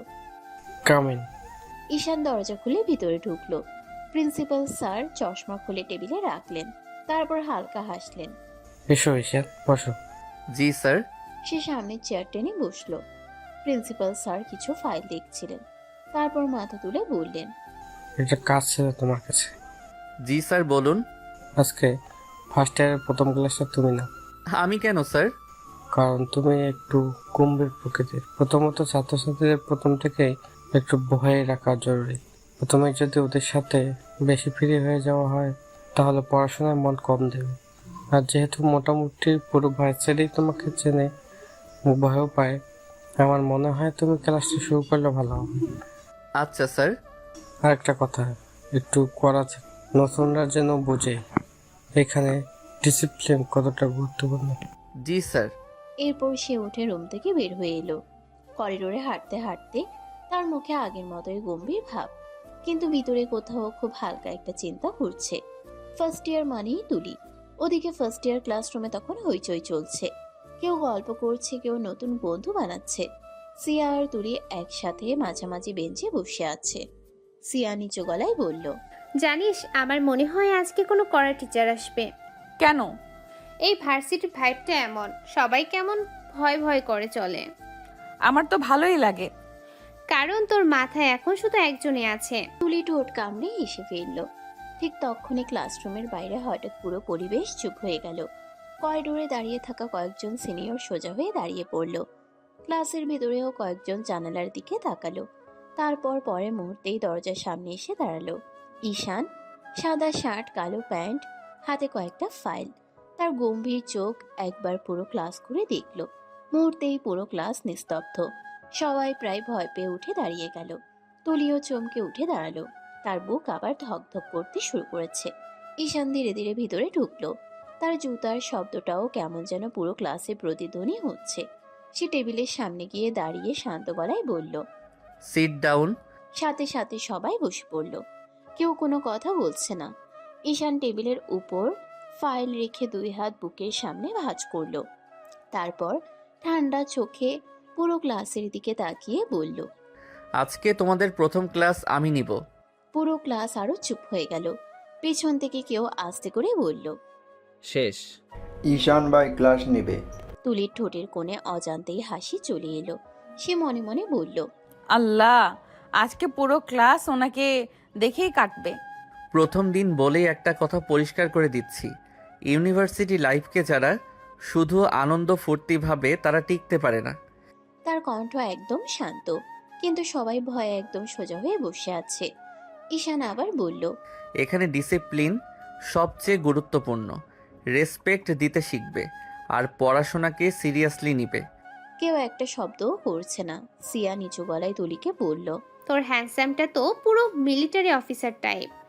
উফ, কি পার্সোনালিটি। ঠিক তখনই ঈশানের চোখ সোজা এসে পড়ল তুলির উপর। তুলি তাড়াতাড়ি মুখ সোজা করে ফেলল। সবাই যার যার পরিচয় দাও। ঈশান কয়েক সেকেন্ড তাকিয়ে থেকে বলল। প্রথম বেঞ্চ থেকে শুরু হলো। একজন একজন করে সবাই নিজের নাম, কোথা থেকে এসেছে, কি নিয়ে পড়ছে এসব বলতে লাগলো। ঈশান চুপচাপ শুনছে, কারো দিকে বিশেষ তাকাচ্ছে না। কিন্তু যখনই তুলির পালা আসার সময় এগিয়ে আসছে, তার চোখ দুটো অদ্ভুতভাবে শান্ত হয়ে উঠছে। আর তুলি, সে তো ইতোমধ্যেই নার্ভাস হয়ে হাত ঘামাতে শুরু করেছে। ক্লাসরুমে এখন এক অদ্ভুত নীরবতা, যে নীরবতায় শুধু ফ্যানের ঘূর্ণনের শব্দ শোনা যায়। সবাই সোজা হয়ে বসে আছে, কারণ সামনে দাঁড়িয়ে আছে ঈশান। গম্ভীর মুখ, স্থির দৃষ্টি আর এমন একটা উপস্থিতি যেটা না চাইলেও সবাইকে চুপ করিয়ে দেয়। ঈশান ধীরে ধীরে ফাইলটা টেবিলের উপর রাখলো। তারপর একবার পুরো ক্লাসের দিকে তাকালো। একজন একজন করে পরিচয় শেষ হচ্ছে। কেউ নার্ভাস, কেউ উত্তেজিত, কেউ আবার ভয় পেয়ে কথা গুলিয়ে ফেলছে। সিয়া ফিসফিস করে তুলিকে বলল, তোর পালা, আসলেই তোর হাত পা ঠান্ডা হয়ে যাবে। চুপ কর না। ঠিক তখনই শেষ ছাত্রটাও পরিচয় দিয়ে বসে পড়ল। পুরো ক্লাস আবার চুপ হয়ে গেল। ঈশান কয়েক সেকেন্ড নীরব রইল। তারপর শান্ত কিন্তু দৃঢ় কণ্ঠে বলল, শেষ? তার চোখ ধীরে ধীরে পুরো ক্লাস ঘুরে আসলো। তারপর হঠাৎ থেমে গেল সোজা তুলির দিকে। তুলির বুকের ভিতর ধক করে উঠল। সে দ্রুত চোখ নামিয়ে ফেলল। ঈশান শান্ত গলায় বলল, তোমার পরিচয় দাও। পুরো ক্লাসে আবার একটা চাপা সাড়া পড়ে গেল। সিয়া চোখ বড় বড় করে তুলির দিকে তাকালো। এই রে, তোর নাম ডাকছে। তুলি একটা গভীর নিঃশ্বাস নিল। তার হাত হালকা কাঁপছে। সে ধীরে ধীরে দাঁড়ালো। পুরো ক্লাস যেন আরো নীরব হয়ে গেল। তুলি একবার মাথা তুলে ঈশানের দিকে তাকালো। ঈশানের চোখে তখনও তার দিকেই স্থির, কিন্তু কোনো কঠোরতা নেই, শুধু শান্ত একটা দৃষ্টি। তুলি আস্তে করে বলল, আসসালামু আলাইকুম স্যার, আমার নাম তুলি রহমান। আমি ফার্স্ট ইয়ারে অ্যাডমিশন নিয়েছি। আমি ঢাকা থেকে এসেছি। আর সে একটু থেমে গেল, কারণ হঠাৎ তার চোখ ঈশানের চোখের সাথে আবার মিলল। মুহূর্তে সে সব গুলিয়ে ফেলল। আমি পড়াশোনা ভালোভাবে করতে চাই। এইটা ছিল নাকি পরিচয়? চুপ কর। ক্লাসে কেউ হালকা হাসলেও ঈশান কোনো রিয়াকশন দিল না। সে শুধু কয়েক সেকেন্ড তুলির দিকে তাকিয়ে রইল। তারপর আবার স্বাভাবিক গলায় বলল, বসো। তুলির বুক ধীরে ধীরে স্বাভাবিক হতে লাগলো, কিন্তু মনটা এখনো অস্থির। ঈশান আবার টেবিলে হাত রেখে বলল, এখন সবাই বসো, একটা গুরুত্বপূর্ণ কথা বলবো। পুরো ক্লাস একদম মনোযোগী হয়ে গেল। ঈশান ধীরে ধীরে হাঁটতে হাঁটতে ক্লাসের মাঝখানে চলে এলো। তার চোখে এখন আর শুধু কঠোরতা নেই, একটা চিন্তাশীলতা আছে। ইউনিভার্সিটি লাইফ অনেকেই মনে করে স্বাধীনতার জায়গা, কিন্তু সত্যি কথা হলো এটা তোমাদের জীবনের সবচেয়ে গুরুত্বপূর্ণ ট্রানজিশন ফেজ।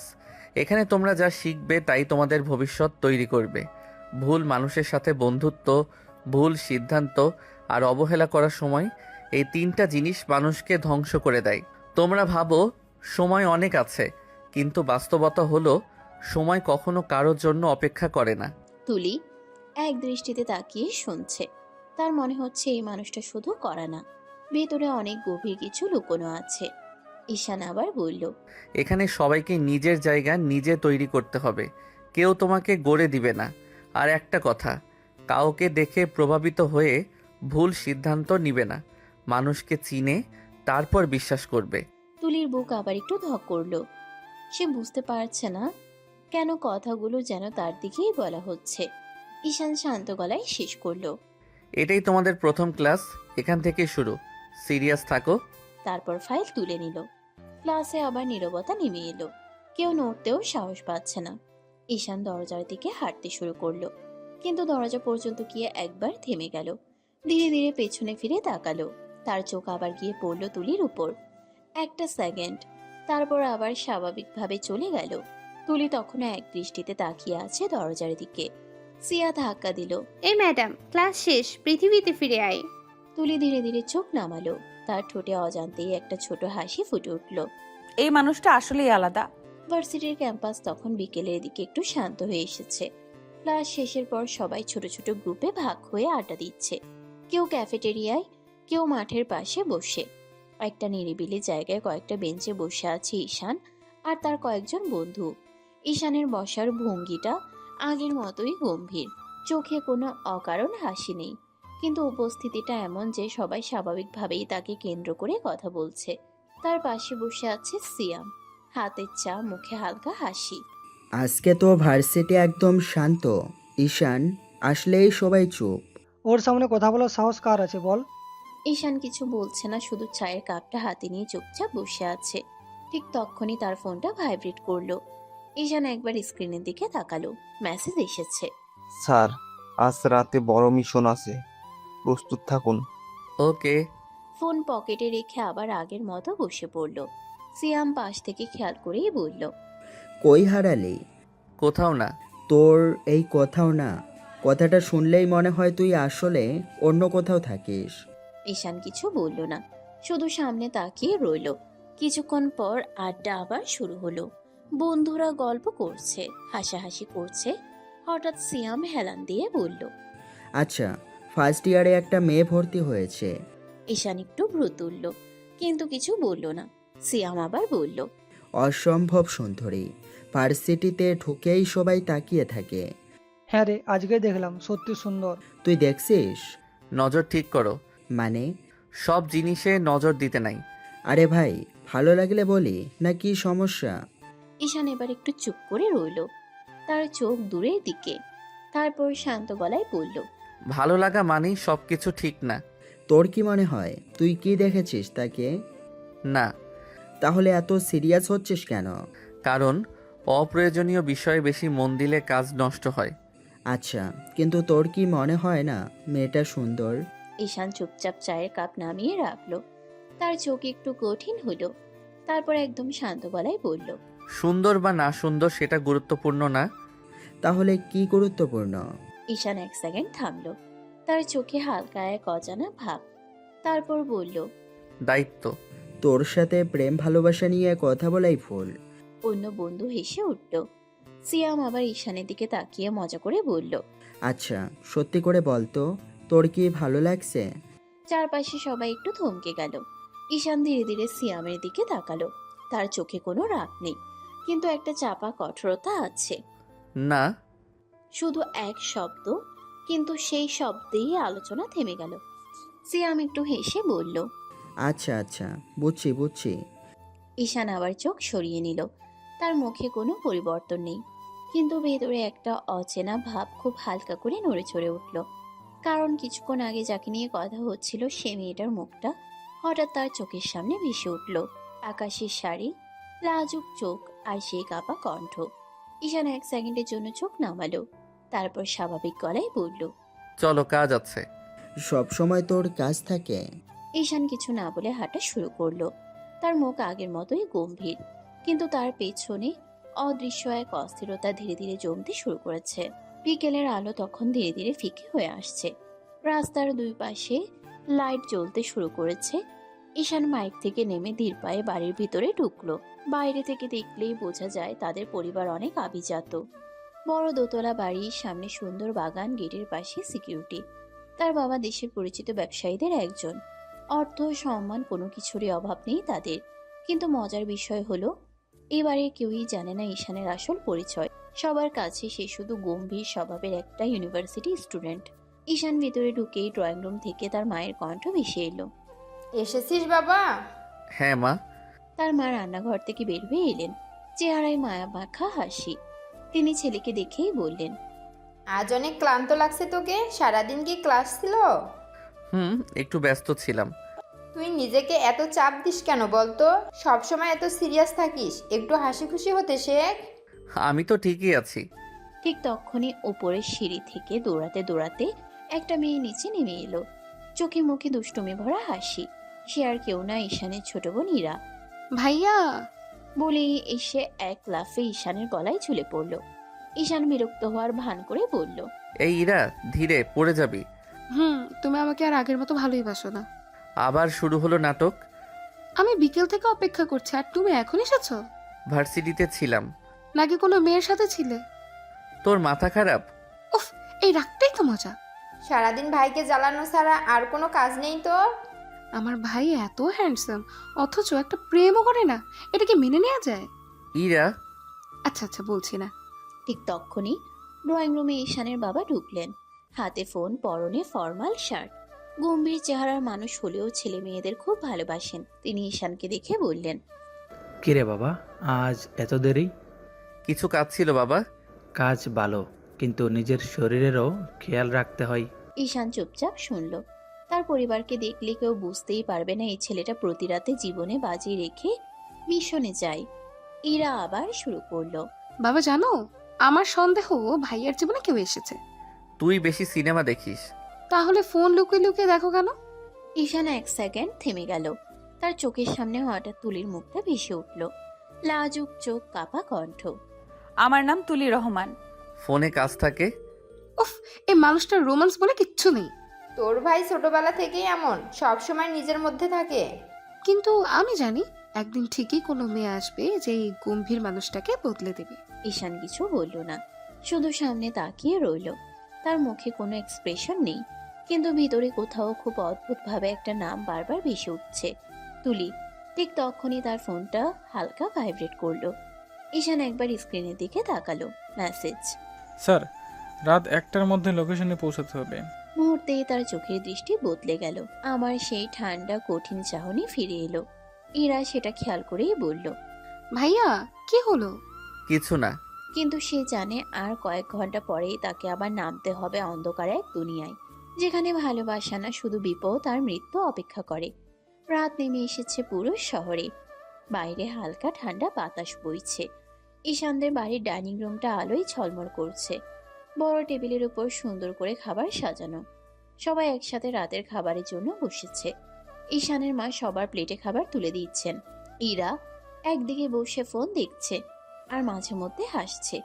ঈশানের বাবা গম্ভীর মুখে খাবার খেতে খেতে ছেলের দিকে তাকালেন। কিছুক্ষণ চুপ থেকে বললেন, ঈশান, একটা কথা ছিল। জি বাবা। আমার তো বয়স হয়েছে বাবা, সব কিছু একা সামলানো আগের মতো সহজ লাগে না। ঈশান চুপচাপ শুনছিল। তার মুখে আগের মতোই শান্ত ভাব। ঈশানের বাবা দীর্ঘ নিঃশ্বাস ফেলে বললেন, পড়াশোনার পাশাপাশি একটু ব্যবসাটাও দেখো।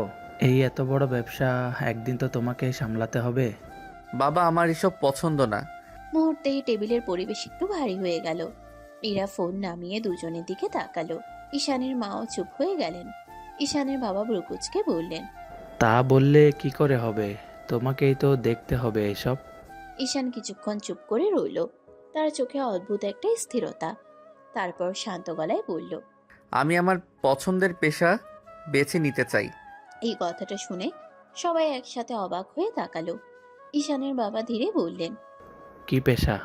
ঈশান এক সেকেন্ড থেমে গেল। তার মাথার ভিতর যেন অনেক কিছু ঘুরে গেল। রাতের মিশন, বন্দুকের শব্দ, দেশের জন্য দায়িত্ব। কিন্তু মুখে কিছুই প্রকাশ করল না। সে শুধু বলল, সময় হলে বলবো। তার বাবা কয়েক সেকেন্ড চুপচাপ তাকিয়ে রইলেন। মনে হচ্ছে ছেলেকে বুঝতে চেষ্টা করছেন, কিন্তু ঈশানের মুখ দেখে কিছুই বোঝা যায় না। সব সময় যেমন গম্ভীর, আজও তেমনই। পরিস্থিতি একটু অস্বস্তিকর হয়ে যাচ্ছিল। ঠিক তখনই ইরা হঠাৎ নাটকীয়ভাবে বলল, আমি জানি ভাইয়া কি হতে চায়। কি হতে চাই? প্রেমিক। ইরা, আরে মা, মজা করলাম। ঈশানের বাবা পর্যন্ত হালকা হেসে ফেললেন, কিন্তু ঈশান শুধু ঠান্ডা চোখে বোনের দিকে তাকিয়ে রইল। ইরা আরো মজা পেয়ে বলল, আমি নিশ্চিত ভার্সিটিতে কোনো মেয়েকে দেখেছে, না হলে আজকাল ফোন এত লুকিয়ে লুকিয়ে দেখবে কেন? ইরা। শুধু নিজের নাম শুনেই এরা একটু চুপ হয়ে গেল, কারণ সে জানে ভাই যখন এভাবে ডাকে তখন সত্যিই সিরিয়াস। ঈশানের মা এবার মেয়েকে ছাড়ি দিলেন। সবসময় ভাইয়ের পিছনে লাগিস কেন? মানুষটাকে একটু শান্তিতে থাকতে দিবি না? আচ্ছা ঠিক আছে, কিন্তু ভাইয়ার বউ আসলে আমি সবার আগে জানাবো। ইরা, আর একটা কথাও না। ইরা তাড়াতাড়ি মুখ বন্ধ করে ভাত খেতে লাগলো। টেবিলে আবার হালকা নীরবতা নেমে এলো। ঈশান চুপচাপ খাবার খাচ্ছে, কিন্তু বোনের কথাগুলো অদ্ভুতভাবে মাথায় ঘুরছে। তার চোখের সামনে আবার সেই মেয়েটার মুখ ভেসে উঠল। লাজুক চোখ, হালকা কাপা কণ্ঠ, আর এক দৃষ্টিতে তাকিয়ে থাকা মায়াবী চাহনি। তুলি। ঈশান দ্রুত গ্লাসের পানি খেলো। মনে মনে নিজেকেই শক্ত গলায় বলল, ফোকাস ঈশান। কারণ সে খুব ভালো করেই জানে তার জীবন সাধারণ না। তার জীবনে অনুভূতির জায়গা খুব কম। কারণ যেই পথে সে হাঁটে সেখানে সামান্য দুর্বলতা ও ভয়ঙ্কর বিপদ ডেকে আনতে পারে। গভীর রাত, চারপাশে নিস্তব্ধতা নেমে এসেছে। শহরের ব্যস্ত রাস্তাগুলো প্রায় ফাঁকা। দূরে কোথাও হালকা গাড়ির শব্দ ভেসে আসছে। ঈশানের রুমের লাইট তখনও জ্বলছে। সে বিছানার পাশে দাঁড়িয়ে কালো জ্যাকেটটা পরছে। তার মুখে আগের মতোই শান্ত ভাব, কিন্তু চোখে সেই ভয়ঙ্কর স্থিরতা ফিরে এসেছে। টেবিলের উপর রাখা ফোনে আবার একটা মেসেজ ভেসে উঠল। Sir, team ready. ঈশান একবার স্ক্রিনের দিকে তাকালো, তারপর ধীরে ধীরে ফোনটা পকেটে রাখলো। বাইরে পুরো বাড়ি ঘুমে। মা, বাবা, ইরা কেউ জানেও না তাদের ছেলেটা প্রতি রাতে কোথায় যায়। কেউ জানে না এই গম্ভীর শান্ত ছেলেটা দেশের জন্য নিজের জীবন পর্যন্ত ঝুঁকিতে ফেলে। ঈশান দরজা খুলে নিঃশব্দে বাইরে বের হলো। করিডোরে হালকা অন্ধকার। সে খুব সাবধানে সিঁড়ি বেয়ে নিচে নামলো। নিচে এসে একবার পুরো বাড়িটার দিকে তাকালো। তার চোখে কয়েক সেকেন্ডের জন্য নরম একটা অনুভূতি ফুটে উঠল। তারপর মুহূর্তেই সেটা মিলিয়ে গেল। কারণ এখন সে আর শুধু ঈশান না, এখন সে ক্যাপ্টেন ঈশান। বাইরে বের হতেই কালো গাড়িটার দরজা খুলে গেল। সে ভিতরে বসতেই সামনের লোকটা সোজা হয়ে সালাম দিল। আসসালামু আলাইকুম স্যার। ওয়ালাইকুম আসসালাম। গাড়ি দ্রুত অন্ধকার রাস্তা পেরিয়ে এগোতে লাগলো। কিছুক্ষণ পর তারা একটা নির্জন জায়গায় পৌঁছালো। সেখানে আগে থেকে কয়েকজন সশস্ত্র সদস্য দাঁড়িয়ে আছে। ঈশান গাড়ি থেকে নামতেই সবাই একসাথে সোজা হয়ে দাঁড়িয়ে সালাম দিল। Salute sir. ঈশান ছোট করে মাথা নাড়ল। তার মুখে কোনো অহংকার নেই, শুধু আছে দায়িত্ববোধ। একজন অফিসারের সামনে এসে বলল, স্যার, ইনফরমেশন কনফার্ম। আজ রাতে বড় অস্ত্রের ডিল হবে। পুরো গ্যাং উপস্থিত থাকবে। লোকেশন? পুরানো ডকইয়ার্ড। কেউ পালাতে পারে না যেন। Yes sir. চারপাশে মুহূর্তেই টেনশন ছড়িয়ে পড়ল। সবাই নিজেদের অস্ত্র চেক করছে। ঈশান কালো গ্লাভস পরে নিল। তার চোখে তখন ভয়ঙ্কর স্থিরতা। এই মুহূর্তে তাকে দেখলে কেউ বিশ্বাসই করবে না এই মানুষটাকে কিছুক্ষণ আগেও পরিবার নিয়ে ডাইনিং টেবিলে বসে থাকতে দেখা গেছে। এদিকে অন্যদিকে তুলি নিজের রুমে বিছানার উপর উপর হয়ে শুয়ে আছে। তার সামনে বই খোলা, কিন্তু সে পড়াশোনার একটা লাইনও বুঝতে পারছে না, কারণ তার মাথার ভিতর শুধু একজন মানুষ ঘুরছে, ঈশান।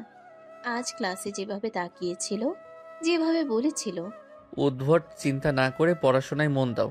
ইয়া আল্লাহ, আমি তো শেষ। তারপর তাড়াতাড়ি ফোন হাতে নিয়ে সিয়াকে কল দিল। ও পাশ থেকে ঘুম জড়ানো গলা ভেসে এলো। হ্যালো বান্ধবী, মরলাম। কি হয়েছে? আমি তো ঈশানকে ছাড়া কিছুই ভাবতে পারছি না। তোরে পাগলা মেন্টালি দিতে হবে। সিরিয়াস বলতেছি। তুই একদম সিনেমার নায়িকা হয়ে গেছিস। 2 দিন দেখেই এই অবস্থা। কি করব বল, ওনাকে দেখলেই বুক ধকধক করে। আহারে, আজ ক্লাসে যখন আমার দিকে তাকাইছিল মনে হয়েছিল দুনিয়া থেমে গেছে। আরে বাবা থাম। এভাবে চলতে থাকলে তুই 1 সপ্তাহের মধ্যে কবিতা লেখা শুরু করবি। জানিস, ওনার গম্ভীর ভাবটাই সবচেয়ে বেশি ভালো লাগে। তোর রুচি ভয়ঙ্কর। আমি যত সুন্দর ছেলেই দেখি না কেন, আমার ওই শ্যামলা গম্ভীর মানুষটাই ভালো লাগে। ঈশান ভাই যদি জানতো একটা মেয়ে ওনার জন্য রাত জাগছে। দূর। ওদিকে ঠিক সেই সময় অন্ধকার ডকইয়ার্ডে শুরু হয়ে গেছে অপারেশন। চারপাশে বড় বড় কন্টেইনার, নিস্তব্ধ পরিবেশ। ঈশান দেয়ালের পাশে দাঁড়িয়ে পুরো জায়গাটা পর্যবেক্ষণ করছে। তার চোখে এখন কোনো অনুভূতি নেই, শুধু মিশন। একজন অফিসার এসে ফিসফিস করে বলল, স্যার, টার্গেট ভেতরে। পজিশন নাও। মুহূর্তেই পুরো টিম ছড়িয়ে পড়ল। ঈশান বন্দুকটা শক্ত করে ধরল। তার চোখ ভয়ঙ্করভাবে স্থির। ঠিক তক্ষুনি তার মাথায় হঠাৎ অদ্ভুতভাবে একটা মুখ ভেসে উঠল। তুলি লাজুক চোখে তাকিয়ে আছে। ঈশান মুহূর্তেই চোখ বন্ধ করে ভাবনাটা সরিয়ে ফেলল। তারপর ঠান্ডা গলায় বলল, মুভ ইন। পরে মুহূর্তেই অন্ধকার রাত কেঁপে উঠল গুলির শব্দে। গভীর রাত, পুরো ডকইয়ার্ড তখন গুলির শব্দে কেঁপে উঠছে। চারপাশে চিৎকার, দৌড়াদৌড়ি আর আতঙ্ক। কালো পোশাকে আর্মি টিম চারদিক ঘিরে ফেলেছে। একদল অস্ত্র ব্যবসায়ী পালানোর চেষ্টা করতেই ঈশান ঠান্ডা গলায় চিৎকার করল। Nobody move. তার কণ্ঠ এতটাই কঠিন ছিল যে কয়েকজন মুহূর্তেই থেমে গেল। কিন্তু একজন বন্দুক তুলে গুলি ছুটতেই ঈশান 1 সেকেন্ডও দেরি না করে পাল্টা গুলি করল। লোকটার হাত থেকে বন্দুক ছিটকে পড়ে গেল। পুরো অপারেশন জুড়ে ঈশানের চোখে মুখে কোনো ভয় ছিল না, বরং ভয় পাচ্ছিল অপরাধী। কারণ তারা জানে ক্যাপ্টেন ঈশান মানে শেষ। একজন অফিসার দূরে এসে বলল, স্যার, পশ্চিম দিকে ক্লিয়ার। কাউকে পালাতে দিও না। Yes sir. চারপাশে সশস্ত্র সদস্যরা একে একে সবাইকে আটক করছে। বড় বড় অস্ত্রের চালানো উদ্ধার হয়েছে। কিছুক্ষণ পর পুরো এলাকা নিয়ন্ত্রণে চলে এলো। একজন অফিসার এগিয়ে এসে স্যালিউট দিল। Mission successful sir. ঈশান গভীর চোখে পুরো জায়গাটা একবার দেখল, তারপর শান্ত গলায় বলল, গুড ওয়ার্ক। সবাই স্বস্তির নিঃশ্বাস ফেলল, কারণ আজকের অপারেশনটা অনেক রিস্কি ছিল। একটু ভুল হলেই বড় ক্ষতি হয়ে যেতে পারত। ঠিক তখনই আরেকজন অফিসার দ্রুত এসে বলল, স্যার, মেজর জেনারেল আপনাকে দেখা করতে বলছে। এখন? জি স্যার। ঈশান ছোট করে মাথা নাড়ল, তারপর গাড়িতে উঠে হেডকোয়ার্টারের দিকে রওনা দিল। গাড়ির জানালার বাইরে অন্ধকার রাত, কিন্তু তার মাথায় এখনো মিশনের প্রতিটা দৃশ্য ঘুরছে। আর অদ্ভুতভাবে সেই মাঝেও একবার তুলির মুখটা মনে পড়ে গেল। ঈশান বিরক্ত হয়ে চোখ বন্ধ করল। নিজেকে কঠিনভাবে বলল। ফোকাস। কিছুক্ষণ পর গাড়ি বিশাল এক সুরক্ষিত ভবনের সামনে এসে থামলো। ঈশান ভেতরে ঢুকতেই সবাই সম্মান নিয়ে স্যালিউট দিল। Salute sir. ঈশান মাথা নাড়িয়ে এগিয়ে গেল। সে একটা অফিস রুমের সামনে এসে দাঁড়ালো। দরজায় নক করতেই ভিতর থেকে গম্ভীর কণ্ঠ এলো। Come on. ঈশান ভিতরে ঢুকলো। রুমের ভিতরে বসে আছেন মেজর জেনারেল মাহবুব রহমান, দেশের অন্যতম সম্মানিত অফিসার। চোখে মুখে ব্যক্তিত্ব আর কঠোরতা। ঈশান সোজা হয়ে দাঁড়িয়ে স্যালিউট দিল। Salute sir. At ease captain Ishan. Ishan স্বাভাবিক হয়ে দাঁড়ালো। মেজর জেনারেল চেয়ার ছেড়ে উঠে তার সামনে এসে দাঁড়ালেন। তারপর গম্ভীর মুখেই বললেন, আজকের অপারেশন সম্পর্কে সব রিপোর্ট আমি পেয়ে গেছি। তোমার টিম অসাধারণ কাজ করেছে, বিশেষ করে তোমার নেতৃত্বে ইমপ্রেসিভ। থ্যাংক ইউ স্যার, এটা পুরো টিমের কাজ। এই কারণে তুমি অন্যদের থেকে আলাদা। সফলতার পরেও অহংকার নেই। দেশের জন্য তোমার ডেডিকেশন আমরা দেখেছি অনেক দিন ধরে। তোমার বয়স কম, কিন্তু দায়িত্ববোধ অসাধারণ। ঈশানের মুখে কোনো বাড়তি ভাব নেই। সে শুধু চুপচাপ দাঁড়িয়ে আছে। মেজর জেনারেল এবার টেবিল থেকে একটা ফাইল তুলে নিলেন। তারপর বললেন, এজন্য হেডকোয়ার্টারে একটা সিদ্ধান্ত নিয়েছে। From today you are promoted. কয়েক সেকেন্ড পুরো রুম নিস্তব্ধ। তারপর তিনি এগিয়ে এসে ঈশানের কাঁধে হাত রাখলেন। Congratulation major Ishan. ঈশানের চোখে মুহূর্তের জন্য হালকা বিস্ময় ফুটে উঠল, কারণ এত দ্রুত প্রমোশন খুব সহজে কেউ পায় না। সে সোজা হয়ে আবার স্যালিউট দিল। Thank you sir. দেশের তোমার মতো অফিসার দরকার। ঠিক তখনই রুমের বাইরে থাকা কয়েকজন অফিসার ভেতরে ঢুকলো। কারোর মুখে হাসি, কারোর চোখে গর্ব। একজন এগিয়ে এসে বলল, কংগ্রাচুলেশনস মেজর। পার্টি চাই স্যার। ঈশান ছোট করে হালকা হাসলো। সবাই একে একে তাকে অভিনন্দন জানাতে লাগলো, কারণ পুরো ডিপার্টমেন্ট জানে ঈশান শুধু সাহসী না, ভয়ঙ্কর দায়িত্বশীল। একজন সিনিয়র অফিসার বলল, এই বয়সে এমন অ্যাচিভমেন্ট খুব কম মানুষ করতে পারে। I am just doing my duty. সবাই মুগ্ধ চোখে তাকালো, কারণ এই মানুষটার মধ্যে আলাদা কিছু আছে। কোনো বাড়তি কথা নেই, কোনো অহংকার নেই, শুধু দায়িত্ব। ঠিক তখনই ঈশানের ফোনটা হালকা ভাইব্রেট করলো। সে একবার স্ক্রিনের দিকে তাকালো। অজানা কারণে তার মাথায় হঠাৎ একটা মুখ ভেসে উঠল। তুলি। মেয়েটা যদি জানতো যাকে সে শুধু গম্ভীর ভার্সিটির সিনিয়র ভাবে, সে আসলে দেশের একজন আর্মি অফিসার। ঈশান দ্রুত ফোনটা পকেটে রেখে দিল। তারপর আবার আগের মতো গম্ভীর হয়ে দাঁড়িয়ে রইল, কারণ তার আসল পরিচয় এখনো সবার কাছেই গোপন। রাত প্রায় শেষের দিকে। আকাশে হালকা ফজরের আভা ফুটতে শুরু করেছে। একটা দীর্ঘ ঝুঁকিপূর্ণ মিশন শেষ করে অবশেষে ঈশান বাসায় ফিরেছে। পুরো বাড়ি তখনও ঘুমে নিস্তব্ধ। সে খুব আস্তে দরজা খুলে ভিতরে ঢুকলো। চোখে মুখে ক্লান্তি স্পষ্ট, কিন্তু সেই ক্লান্তির মাঝেও তার মুখে আগের মতোই কঠিন স্থিরতা। ঈশান ধীরে ধীরে নিজের রুমে ঢুকে দরজা বন্ধ করলো। তারপর কালো জ্যাকেটটা খুলে চেয়ারের উপর ফেললো। আয়নার সামনে কয়েক সেকেন্ড দাঁড়িয়ে রইল। চোখের নিচে হালকা ক্লান্তির ছাপ, কিন্তু সেই চোখ দুটো এখনো ভয়ঙ্কর তীক্ষ্ণ। সে ওয়াশরুমে গিয়ে ফ্রেশ হয়ে এলো। ঠান্ডা পানি মুখে পড়তেই যেন শরীরটা একটু হালকা লাগলো। রুমে এসে বিছানায় বসতেই দীর্ঘ নিঃশ্বাস ফেলল। আজকের রাতটা অনেক কঠিন ছিল। অপারেশন, গুলি, দায়িত্ব সবকিছু মিলিয়ে মাথা ভারী হয়ে আছে। সে হাত বাড়িয়ে ফোনটা তুলে নিল। স্ক্রিন অন করতেই তার ভ্রু সামান্য কুঁচকে গেল। একটা ফ্রেন্ড রিকোয়েস্ট। নাম দেখে কয়েক সেকেন্ড চুপ হয়ে রইল। তুলি রহমান। ঈশানের চোখে অদ্ভুত এক ঝিলিক ফুটে উঠল। তারপর সে খুব আস্তে বিড়বিড় করলো, এত রাতে জেগে কি করে এই মেয়ে? তার ঠোঁটের কোণে হালকা হাসি ফুটে উঠল। নিজেও বুঝলো না কেন। কিছুক্ষণ স্ক্রিনের দিকে তাকিয়ে থেকে অবশেষে রিকোয়েস্ট অ্যাকসেপ্ট করলো। তারপর কয়েক সেকেন্ড ভেবে টাইপ করলো, এত রাত জেগে কি করো বেয়াদব? মেসেজ সেন্ড হতেই অন্যদিকে তুলি নিজের রুমে কম্বল জড়িয়ে ফোন হাতে বসেছিল। সে আসলে ঈশানের আইডিতে ঢুকে শুধু ছবি দেখছিল, আর ভুল করে হাত লেগে ফ্রেন্ড রিকোয়েস্ট চলে গেছে। রিকোয়েস্ট যাওয়ার পর থেকেই তার হার্টবিট বেড়ে গেছিল। সে ভাবছিল, ইয়া আল্লাহ, এখন যদি উনি ভাবেন আমি ইচ্ছে করে পাঠাইছি। ঠিক তখনই ফোনে টুং করে মেসেজ আসলো। তুলি কৌতূহল নিয়ে স্ক্রিনে তাকালো, আর পরে মুহূর্তেই ধপ, তার হাত থেকে ফোন পড়ে গেল। তুলি চোখ বড় বড় করে ফিসফিস করলো। হায় আল্লাহ, উনি রিপ্লাইও দিছে। সে তাড়াতাড়ি ফোন তুলে আবার মেসেজটা পড়ল। তুলির বুকের ভিতর তখন ঢাকের মতো শব্দ হচ্ছে। সে কাপা হাতে রিপ্লাই দিল, সরি, চাপ লেগে গেছে। ইস, কি ভাববে এখন? ওদিকে ঈশান মেসেজটা পড়ে ভ্রু তুলল, তারপর খুব আস্তে হেসে ফেলল। চাপ লেগে গেছে? সে কয়েক সেকেন্ড স্ক্রিনের দিকে তাকিয়ে থাকলো, তারপর হঠাৎ কল বাটনে চাপ দিল। এদিকে তুলির ফোন বেজে উঠতেই সে প্রায় লাফিয়ে উঠল। স্ক্রিনে লেখা ঈশান কলিং। তুলির হাত ঠান্ডা হয়ে গেল। ইয়া আল্লাহ, এখন কি করব? ফোন কেটে দিবে নাকি ধরবে বুঝতে পারছে না। শেষমেশ ভয় ভয় করেই রিসিভ করলো। তুলি আসতে বলল, হ্যালো। ঘুম নাই এত রাতে কি? তুলির বুক আবার ধক করে উঠল। এই মানুষটার কণ্ঠ শুনলেই কেন জানি মাথা কাজ করা বন্ধ করে দেয়। তুলি তো তাতে লাগলো। না মানে ঘুম আসছে না। রাত জেগে প্রেম করো নাকি? না না, প্রেম করি না। এত ভয় পাচ্ছ কেন? ভয় পাইনি তো। তোমার গলা তো অন্য কথা বলছে। তুলি চোখ বন্ধ করে ফেলল।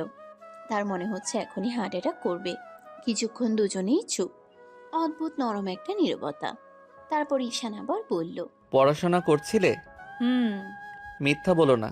কিভাবে বুঝলেন? যারা সত্যি পড়াশোনা করে তারা রাত 4টায় ফেসবুকে ফ্রেন্ড রিকোয়েস্ট পাঠায় না। তুলি লজ্জায় চোখ বন্ধ করে ফেলল। তার মুখ একদম লাল হয়ে গেছে। তুলি আসতে বলল, বললাম তো ভুলে গেছে। বুঝছি। তার গলায় এমন একটা টান ছিল যেন সে আসলে সবই বুঝে গেছে। তুলির বুক আবার কেঁপে উঠল। ঈশান কিছুক্ষণ চুপ থেকে বলল, আচ্ছা একটা কথা বলো। কি? আমাকে এত দেখো কেন? গভীর রাতের নরম নীরবতা, চারপাশে একদম শান্ত, শুধু দুজন মানুষের ধীর শ্বাসের শব্দ আর ফোন লাইনের ওপাশে ভেসে আসা নিঃশব্দ অনুভূতি। তুলির বুক তখনও দ্রুত ওঠানামা করছে, কারণ ঈশানের শেষ কথাটা যেন সরাসরি তার হৃদয়ে গিয়ে লেগেছে। তুলি কয়েক সেকেন্ড পুরো চুপ হয়ে রইল, তারপর দ্রুত নিজেকে সামলে নিয়ে বলল, কই দেখি না তো। ওপাশে কিছুক্ষণ নীরবতা, তারপর ঈশানের চাপা হাসির শব্দ ভেসে এলো। গভীর শান্ত একটা হাসি। তাই নাকি? তুলির বুক আবার কেঁপে উঠল। সে বালিশ শক্ত করে জড়িয়ে ধরল। ঈশান আবার বলল, তাহলে তুমি টেরা নাকি? জি। কারণ আমার তো মনে হয় তুমি সবসময় আমাকেই দেখো। মুহূর্তেই তুলির মুখটা টকটকে লাল হয়ে গেল। সে এতটাই লজ্জা পেল যে কম্বরের ভিতর মুখ লুকিয়ে ফেলল। তার মনে হচ্ছে ঈশান যদি এখন সামনে থাকতো তাহলে সে নির্ঘাত অজ্ঞান হয়ে যেত। তুলি তোতলাতে লাগলো, না মানে আমি। শোনো, আমি কিন্তু ভীষণ চালাক। আমাকে ফাঁকি দেওয়া সহজ না। আমি আবার কি করলাম? আর দেখবে না। এই কথাটা শুনে তুলির মনটা কেমন যেন করে উঠল। সে ঠোঁট কামড়ে কিছুক্ষণ চুপ করে রইল, তারপর হঠাৎ সাহস করে ফেলল। আস্তে করে বলল, একটু দেখলে কি হয়? ও পাশে নীরবতা। মনে হলো ঈশানও কিছুক্ষণের জন্য থেমে গেছে। তারপর খুব ধীর ভারী গলায় বলল, বেশি দেখলে প্রেমে পড়ে যাবে। এই কথাটা শুনে তুলির বুকের ভিতরে যেন বিস্ফোরণ হলো। সে চোখ বন্ধ করে ফেলল। তার ঠোঁটে অজান্তেই হাসি ফুটে উঠল। তারপর খুব আস্তে প্রায় ফিসফিস করে বিড়বিড় করল, সে তো প্রথম দিনই পড়েছি। কি বললে? হায় আল্লাহ, আমি কি জোরে বলে ফেলেছি? কিছু না। তোমার কিছু না কথাটা খুব সন্দেহজনক। আপনি সবকিছু এত ধরতে পারেন কিভাবে? মানুষের চোখ দেখলেই অনেক কিছু বোঝা যায়। তুলির বুক আবার ধক করে উঠল, কারণ সে জানে তার চোখে ঈশানের জন্য যা আছে সেটা লুকানো সত্যিই কঠিন। কিছুক্ষণ দুজনেই চুপ। অদ্ভুত সুন্দর একটা নীরবতা। তারপর ঈশান আসতে বলল, আচ্ছা একটা কথা জিজ্ঞেস করি। হুম। সবাই তো আমাকে ভয় পায়, তোমার ভয় লাগে না? জানি না কেন, আপনারা দেখলে ভয় লাগে না, শান্তি লাগে। ও পাশে আবার নীরবতা। এই প্রথমবার ঈশান কিছুটা থেমে গেল। তার বুকের ভিতর অদ্ভুত একটা অনুভূতি ধীরে ধীরে ছড়িয়ে পড়ছে, যেটা সে বহু বছর ধরে অনুভব করেনি। ঈশান ধীরে বলল, তুমি অদ্ভুত মেয়ে। কেন? কারণ মানুষ আমাকে এড়িয়ে চলে আর তুমি। আর আমি? তুমি মনে হয় ইচ্ছে করে আমার দিকে এগিয়ে আসো। তুলির গাল আবার লাল হয়ে গেল। সে বুঝতে পারছে না কি বলবে। তার হৃদয়টা কেমন নরম হয়ে যাচ্ছে। ঠিক তখনই জানালার বাইরে ভোরের আজানের শব্দ ভেসে এলো। নরম শান্ত একটা অনুভূতি ছড়িয়ে পড়ল চারপাশে। ঈশান ধীরে বলল, ফজরের আজান হয়ে গেছে, এখন ঘুমাও। আপনার ঘুম আসবে? জানি না। কেন? একটা বেয়াদব মেয়ে মাথায় ঘুরতেছে। মুহূর্তেই তুলির নিঃশ্বাস আটকে গেল। তার ঠোঁট কাঁপছে, সে কিছু বলতে পারল না। ও পাশে ঈশান আবার বলল, এখন ঘুমাও তুলি। এই প্রথমবার তার নামটা এত নরম করে ডাকলো ঈশান। তুলির মনে হলো বুকের ভিতর কিছু বলে যাচ্ছে। সে আস্তে করে বলল, আচ্ছা, শুভরাত্রি। শুভ সকাল বেয়াদব। কল কেটে গেল, কিন্তু দুজনের কারোরই আর ঘুম হলো না। একজন জানালার পাশে দাঁড়িয়ে আকাশ দেখছে, আরেকজন বালিশ জড়িয়ে লজ্জায় হাসছে। অথচ তারা কেউই জানে না এই সম্পর্কটা খুব সহজ হবে না। সকালের রোদটা আজ যেন অন্যদিনের চেয়ে অনেক বেশি সুন্দর লাগছে তুলির কাছে। ঘুম থেকে ওঠার পর থেকেই তার ঠোঁটে হাসি লেগে আছে। আয়নার সামনে দাঁড়িয়ে নিজেকে কয়েকবার দেখে ফেলেছে, তারপর আবার লজ্জা পেয়েছে, কারণ কাল রাতে প্রতিটা কথা এখনো মাথার ভিতর ঘুরছে। ঈশানের একটা লাইনই যেন তার পুরো পৃথিবী বদলে দিয়েছে। তুলি বিছানায় বসে বালিশ জড়িয়ে আবারও হেসে ফেলল। ঠিক তখনই তার ছোট ভাই রুমের সামনে এসে দাঁড়ালো। আপু, কি? তুই কি প্রেমে পড়েছিস? না তো। তাহলে আয়নার সামনে দাঁড়িয়ে একা একা হাসিস কেন? ভাগ এখান থেকে। ছেলেটা হেসে দৌড়ে পালিয়ে গেল। তুলি আবার আয়নার দিকে তাকালো। তার নিজের কাছেই নিজেকে অন্যরকম লাগছে আজ। মনে হচ্ছে পুরো পৃথিবীটাই সুন্দর। ভার্সিটিতে পৌঁছানোর পরও সে হাসিটা কমলো না। আজ সে হালকা গোলাপি রঙের ড্রেস পরেছে, খোলা চুল, চোখে হালকা কাজল। তাকে আজ আরো বেশি মায়াবী লাগছে। ভার্সিটির গেটের সামনে আগের মতোই দাঁড়িয়ে আছে সিয়া। তুলিকে দেখে সে ভ্রুকুচকে বলল, কিরে এত খুশি কেন? কিছু না তো। তোর কিছু না মানেই বড় কিছু, বল কি হয়েছে? তুলি চারপাশ দেখে সিয়ার হাত ধরে একপাশে নিয়ে গেল, তারপর নিচু গলায় বলল, জানিস আমি ঈশানের সাথে কথা বলেছি।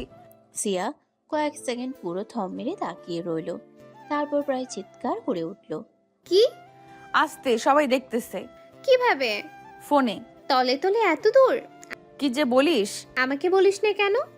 রাতেই হঠাৎ কথা হলো। তারপর কি কথা হলো? তুলির চোখের সাথে সাথে লাজুক ঝিলিক ফুটে উঠল। সে নিচের দিকে তাকিয়ে ছোট করে হাসলো। অনেক কথা।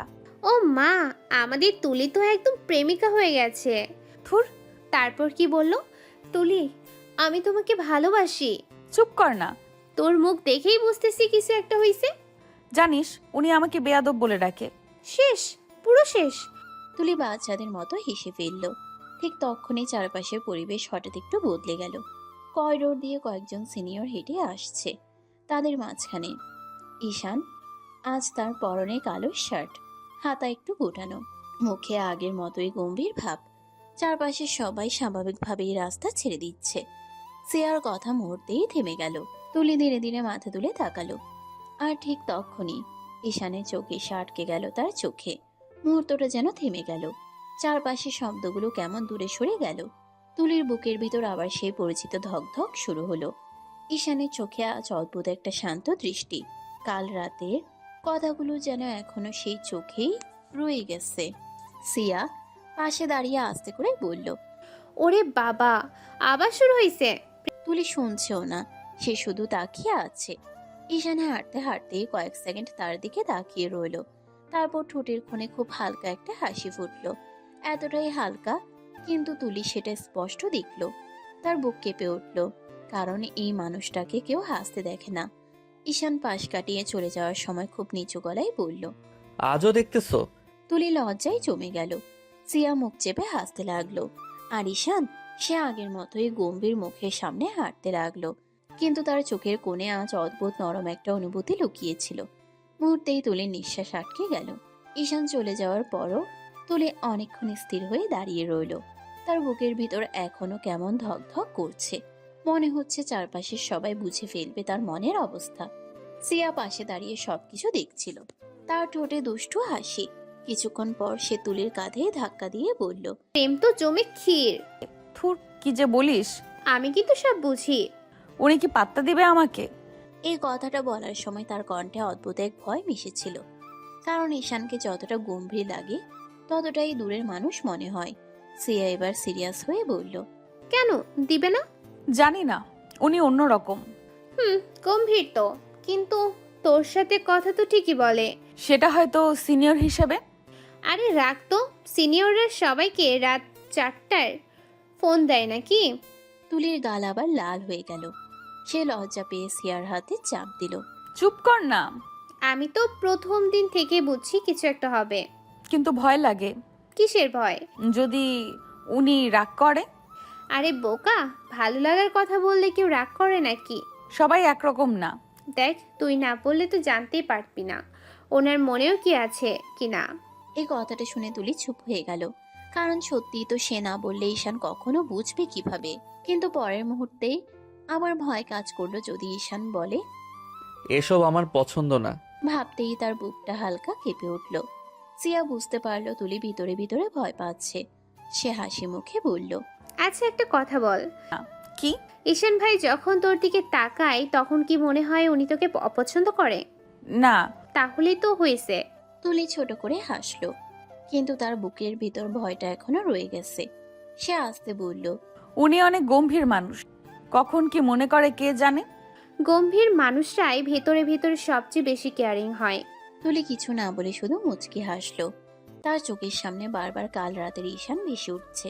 একটা বেয়াদব মেয়ে মাথায় ঘুরতেছে। মনে পড়তেই তার ঠোঁটের কোণে আবার হাসি ফুটে উঠল।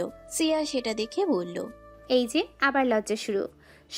আচ্ছা বলবো তবে। সত্যি? তবে এখন না। তাহলে কবে? যখন মনে হবে উনি খুব রাগ করবে না। তোরে দিয়ে প্রেম করানো কঠিন। আমি কি করব? ওনাকে দেখলে সব গুলিয়ে যায়। সিয়া আবার খিলখিল করে হেসে উঠল। ঠিক তখনই করিডোরের শেষ প্রান্তে আবার ঈশানকে দেখা গেল। সে কারোর সাথে কথা বলতে বলতে হেঁটে যাচ্ছে। তার গম্ভীর চেহারা আগের মতোই শক্ত, কিন্তু হঠাৎ যেন অনুভব করলো কেউ তাকিয়ে আছে। সে মাথা ঘুরিয়ে একবার তুলির দিকে তাকালো, আর তুলি সে সাথে সাথে চোখ নামিয়ে ফেললো। সিয়া পাশে দাঁড়িয়ে আস্তে করে বলল, বলেই ফেল একদিন। কোন জানি না কেন ওনার সামনে গেলে মনে হয় পৃথিবীর সব সাহস হারিয়ে ফেলি। দূরে দাঁড়িয়ে ঈশান কয়েক সেকেন্ড তুলির দিকে তাকিয়ে রইল। তারপর খুব অদ্ভুতভাবে তার ঠোঁটের কোণে আবারও সেই ক্ষীণ হাসিটা ফুটে উঠল। আর সেই হাসিটাই তুলির হৃদয়কে আরো গভীরে ডুবিয়ে দিল। ভার্সিটির করিডোর তখনও ছাত্রছাত্রীদের কোলাহলে ভরা। কেউ ক্লাসে যাচ্ছে, কেউ বন্ধুদের সাথে গল্প করছে। তুলি আর সিয়া ক্লাসরুমের সামনে দাঁড়িয়ে গল্প করছিল, কিন্তু তুলির চোখ বারবার এক জায়গাতেই চলে যাচ্ছে। ঈশান দূরে দাঁড়িয়ে কয়েকজন সিনিয়রের সাথে কথা বলছে সে। আজও তার মুখে সেই গম্ভীর ভাব, তবুও তুলির কাছে মানুষটাকে অসম্ভব ভালো লাগছে। হঠাৎ ঈশানের ফোনটা বেজে উঠল। সেই স্ক্রিনের দিকে তাকিয়ে মুহূর্তে একটু সিরিয়াস হয়ে গেল। তারপর সবার থেকে একটু দূরে সরে গিয়ে কল রিসিভ করলো। ওপাশ থেকে ভেসে এলো শক্ত গম্ভীর কণ্ঠ, major Ishan, where are you? In university sir. এখনই আসো, একটা জরুরি মিশন পড়ে গেছে। রোজার দ্যাট স্যার, আসছি। কল কেটে যেতেই তার মুখের ভাব পুরো বদলে গেল। কয়েক সেকেন্ড আগেও যে মানুষটা স্বাভাবিক ছিল, এখন সে আবার সে ভয়ঙ্কর দায়িত্ববান অফিসার। সে দ্রুত বন্ধুদের কিছু বলে ব্যাগটা কাঁধে তুলে নিল। তার হাঁটার গতি পর্যন্ত বদলে গেছে। সবকিছুতেই তাড়াহুড়ো স্পষ্ট। দূর থেকে সেটা খেয়াল করলো তুলি। তার ভ্রু কুঁচকে গেল। এত তাড়াহুড়া করে কই যায়? দরকার আছে হয়তো। তুলি তাকিয়ে রইল। ঈশান একবারও পিছনে না তাকিয়ে দ্রুত করিডোর পেরিয়ে চলে গেল। অদ্ভুতভাবে তুলির বুকটা কেমন হালকা খালি খালি লাগলো। সে আস্তে বলল, জানি না কেন ওনাকে এভাবে হুট করে চলে যেতে দেখলে খারাপ লাগে। আহারে প্রেম। তুলি কিছু বলল না, কিন্তু সত্যিই তার মনটা অস্থির হয়ে উঠেছে। ক্লাস শুরু হলেও আজ কিছুই মাথায় ঢুকছে না তার। স্যার কি পড়াচ্ছে, বোর্ডে কি লিখছে কিছুই বুঝতে পারছে না। বারবার শুধু ঈশানের কথাই মনে পড়ছে। কোথায় গেল, কেন এত তাড়াহুড়ো, খেয়েছে তো ঠিক মতো? হঠাৎ কোনো সমস্যা হলো নাকি? নিজের অজান্তেই মানুষটার জন্য চিন্তা হতে শুরু করেছে তার। সিয়া পাশে বসে খাতা লিখতে লিখতে বলল, তুই আবার হারিয়ে গেছিস নাকি? মন বসতেছে না। আমি জানি কেন বসতেছিস না। তুলি জানালার বাইরে তাকালো। তার বুকের ভিতর অদ্ভুত একটা অস্থিরতা জমছে।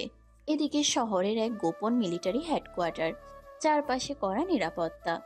বাইরে সশস্ত্র গার্ড দাঁড়িয়ে আছে। কালো গাড়ি এসে থামতে ঈশান দ্রুত নেমে ভিতরে ঢুকলো। তার মুখে এখন কোনো কোমলতা নেই, শুধু দায়িত্ব আর কঠোরতা। সে একটা বড় কনফারেন্স রুমের সামনে এসে দাঁড়ালো। দরজা খুলতেই ভিতরে পরিবেশটা স্পষ্ট হলো। রুমের মাঝখানে বড় ডিজিটাল স্ক্রিন। চারপাশে দেশের উচ্চপদস্থ সামরিক অফিসাররা বসে আছেন। কর্নেল, লেফটেন্যান্ট কর্নেল, মেজর, সবার মুখ গম্ভীর। রুমের সামনে দাঁড়িয়ে আছেন মেজর জেনারেল মাহবুব রহমান। ঈশান ভিতরে ঢুকতেই সবাই তাকালো। সে সোজা হয়ে স্যালিউট দিল। Salute sir. Sit down major Ishan. Ishan চুপচাপ গিয়ে বসলো। রুমের পরিবেশ এতটাই ভারী যে বোঝাই যাচ্ছে পরিস্থিতি সাধারণ না। কিছুক্ষণ নীরবতার পর মেজর জেনারেল গম্ভীর গলায় বললেন, আমাদের কাছে নতুন তথ্য এসেছে। রুমের সবাই মনোযোগ দিয়ে শুনছে। তিনি স্ক্রিনে কয়েকটা ছবি দেখলেন, কিছু অস্ত্র, কয়েকজন অপরাধী আর একটা লোকেশনের ম্যাপ। দেশের ভিতরে বড় ধরনের অবৈধ অস্ত্রের প্রবেশ করানো হচ্ছে। আমরা ধারণা করছি এর পিছনে আন্তর্জাতিক নেটওয়ার্ক আছে। রুমের পরিবেশ আরো ভারী হয়ে গেল। মেজর জেনারেল এবার ঈশানের দিকে তাকালেন। এই মিশনের নেতৃত্ব তুমি দিবে মেজর ঈশান। কয়েকজন অফিসার সাথে সাথে ঈশানের দিকে তাকালো, কারণ সবাই জানে কঠিন মিশনের জন্য সবচেয়ে নির্ভরযোগ্য নামগুলোর একটা হলো ঈশান। ঈশানের চোখ স্থির হয়ে গেল। Mission details sir. স্ক্রিনে নতুন ম্যাপ ভেসে উঠল। মেজর জেনারেল ধীরে ধীরে পুরো পরিকল্পনা বোঝাতে লাগলেন। চারপাশে গভীর মনোযোগ, কেউ কোনো অপ্রয়োজনীয় কথা বলছে না, কারণ সবাই জানে এই মিশনে সামান্য ভুলও ভয়ঙ্কর কিছু ঘটাতে পারে। ঈশান ঠান্ডা চোখে সবকিছু পর্যবেক্ষণ করছে। তার মাথায় এখন শুধু একটাই জিনিস, দেশের নিরাপত্তা। কিন্তু অদ্ভুতভাবে মিটিংয়ের মাঝেও এক সেকেন্ডের জন্য তার মাথায় ভেসে উঠল একটা মুখ, মায়াবী চোখ, লাজুক হাসি। তুলি। ঈশান মুহূর্তেই চোখ নামিয়ে নিল, নিজেকে শক্ত করলো, কারণ সে জানে তার এই অন্ধকার জীবনে অনুভূতির জায়গা খুব কম। গভীর মনোযোগে পুরো কনফারেন্স রুমটা নিস্তব্ধ হয়ে আছে। ডিজিটাল স্ক্রিনে বারবার বদলে যাচ্ছে ম্যাপ, লোকেশন আর কিছু গোপন তথ্য। সবার চোখে একই রকম গম্ভীরতা, কারণ এবারকার মিশন সাধারণ কোনো অপারেশন না, দেশের নিরাপত্তার সাথে সরাসরি জড়িত। মেজর জেনারেল মাহবুব রহমান ধীরে ধীরে টেবিলের সামনে এসে দাঁড়ালেন। তার চোখ গিয়ে থামলো ঈশানের উপর। মেজর ঈশান, ইয়েস স্যার। এই মিশনের জন্য তোমাকে 2 দিনের জন্য বান্দরবন যেতে হবে। এটা খুব সেনসিটিভ অপারেশন। কোনোভাবেই খবর বাইরে যাওয়া চলবে না, কেউ যেন কিছু না জানে। কোনো খবর লিক হওয়া মানেই পুরো মিশন রিস্কে পড়ে যাবে। আমরা সন্দেহ করছি শত্রুপক্ষের কাছে ভেতরের কিছু তথ্য আগেও পৌঁছেছে। So this time absolute security. Understood sir. আরেকটা গুরুত্বপূর্ণ কথা, মিশন চলাকালীন তোমার পার্সোনাল যোগাযোগ পুরোপুরি বন্ধ থাকবে। তোমার কোনো আপন মানুষ ফোনও রিসিভ করবে না। মুহূর্তের জন্য ঈশান থেমে গেল। অদ্ভুতভাবে তার মাথায় একটা মুখ ভেসে উঠল, তুলি। মেয়েটার হাসি, লাজুক গলা। ঈশান দ্রুত নিজেকে সামলে নিল। তার মুখ আবার আগের মতো কঠিন হয়ে গেল। Okay sir. I trust you major, don't fail this mission. Never sir. Meeting শেষ হওয়ার পরও সে কিছুক্ষণ চুপচাপ দাঁড়িয়ে রইল। তার মাথায় এখন মিশনের পরিকল্পনা করছে, কিন্তু সেই সাথে খুব অদ্ভুতভাবে তুলির কথাও মনে পড়ছে। সে বিরক্ত হয়ে চোখ বন্ধ করল, নিজেকেই কঠিন গলায় বলল, ফোকাস অন মিশন। কিছুক্ষণ পর সে হেডকোয়ার্টার থেকে বের হয়ে গাড়িতে উঠল। বাইরের রাত অনেক গভীর হয়ে গেছে, রাস্তার লাইটগুলো দ্রুত পিছিয়ে যাচ্ছে। গাড়ির জানালার বাইরে তাকিয়ে ঈশান চুপ করে বসে আছে। তার জীবনটা যেন 2 ভাগে ভাগ হয়ে গেছে। একদিকে পরিবার, ভার্সিটি, তুলি, অন্যদিকে বন্দুক, রক্ত, গোপন মিশন। আর সে জানে না এই 2 জগৎ একদিন কোথায় গিয়ে মিলবে। বাড়িতে পৌঁছাতে তখন অনেক রাত। গেট খুলে ভিতরে ঢুকতেই ড্রয়িং রুমে আলো জ্বলতে দেখল ঈশানের মা এখনো জেগে আছেন। ছেলেকে দেখেই তিনি উঠে দাঁড়ালেন। এত দেরি কেন বাবা? এমনি হয়ে গেল মা। সারাদিন বাইরে থাকিস, নিজের শরীরেরও তো খেয়াল রাখা লাগে। আমি ঠিক আছি। তার মা ছেলের মুখের দিকে তাকিয়ে রইলেন। তিনি সবসময় একটা জিনিস লক্ষ্য করেন, ঈশান বাইরে থেকে যতই শান্ত থাকুক, তার চোখের ভিতরে সবসময় একটা চাপা ক্লান্তি লুকিয়ে থাকে, কিন্তু কারণটা কখনো বুঝতে পারেন না। ঈশান কিছুক্ষণ চুপ থেকে বলল, মা একটা কথা ছিল। বল। 2 দিনের জন্য ঘুরতে যাব বন্ধুদের সাথে। হঠাৎ? কারণ ঈশান এমনিতে কোথাও যেতে চায় না, বন্ধুদের সাথে খুব কম ঘুরে। ঈশান আগে তৈরি করা মিথ্যাটা শান্তভাবে বলল, সবাই যেতে চাচ্ছে, তাই ভাবলাম যাই। ভালোই তো, সবসময় এত গম্ভীর থাকিস কেন? একটু ঘোরাফেরা কর। কই যাবি? কক্সবাজার। ও ভালো। মা সাবধানে থাকিস, বেশি রাতে বাইরে না, আর ঠিকমতো খাওয়া দাওয়া করবি। ঈশানের বুকের ভিতর হালকা একটা চাপা অনুভূতি হলো, কারণ সে জানে সে ঘুরতে যাচ্ছে না, সে যাচ্ছে এমন একটা মিশনে যেখান থেকে সুস্থভাবে ফিরবে কিনা সেটাও নিশ্চিত না। তবুও মুখে কিছু প্রকাশ করলো না, শুধু শান্তভাবে বলল, আচ্ছা মা। ভাইয়া আসছো? তারপর হঠাৎ শুনে ফেলল কক্সবাজার কথাটা। মুহূর্তেই তার ঘুম উড়ে গেল। কি, আমাকে ছাড়া ঘুরতে যাবা? ঈশান কপালে হাত দিল আর তার মা হাসতে লাগলেন। কিন্তু সেই হাসির মাঝেও ঈশানের ভিতরে কোথাও অদ্ভুত একটা অস্থিরতা ধীরে ধীরে জমে উঠছে। কারণ আগামী 2 দিন তাকে সম্পূর্ণ অন্ধকার এক জগতে হারিয়ে যেতে হবে। ভোরের আলো এখনো পুরোপুরি ফোটেনি, আকাশে হালকা নীলচে অন্ধকার মিশে আছে। শহরটা তখনও ঘুমে ডুবে, কিন্তু সেই ঘুমন্ত শহরের ভেতরেই শুরু হয়ে গেছে আরেকটা নীরব যুদ্ধের প্রস্তুতি। ঈশান কালো ইউনিফর্ম পরে দাঁড়িয়ে আছে, তার মুখে আগের মতোই সেই গম্ভীর স্থিরতা। চারপাশে তার টিম রেডি হচ্ছে, অস্ত্র চেক, যোগাযোগ ডিভাইস, ম্যাপ ফাইনাল, ব্রিফিং। একজন অফিসার নিচু গলায় বলল, এভরিওয়ান রেডি স্যার। ঈশান শুধু মাথা নাড়ালো, তার চোখে এখন কোনো ব্যক্তিগত অনুভূতি নেই, শুধু মিশন। গাড়িতে ওঠার আগে একবার আকাশের দিকে তাকালো, কারণ জানে পরবর্তী 48 ঘন্টা সে আর সাধারণ মানুষ থাকবে না, সে হবে একটা অপারেশনের অংশ। গাড়ি ধীরে ধীরে শহর ছাড়িয়ে পাহাড়ি পথের দিকে এগিয়ে গেল।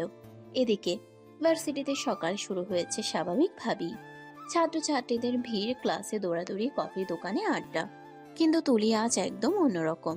তার চোখ বারবার গেটের এদিকে, যেন কাউকে খুঁজছে। সিয়া তার পাশে দাঁড়িয়ে খেয়াল করলো ব্যাপারটা। কি হয়েছে তোর? আজকে একদম অস্থির লাগতেছে। ঈশান আসতেছে না কেন? কে জানে, হয়তো কোনো কাজ আছে।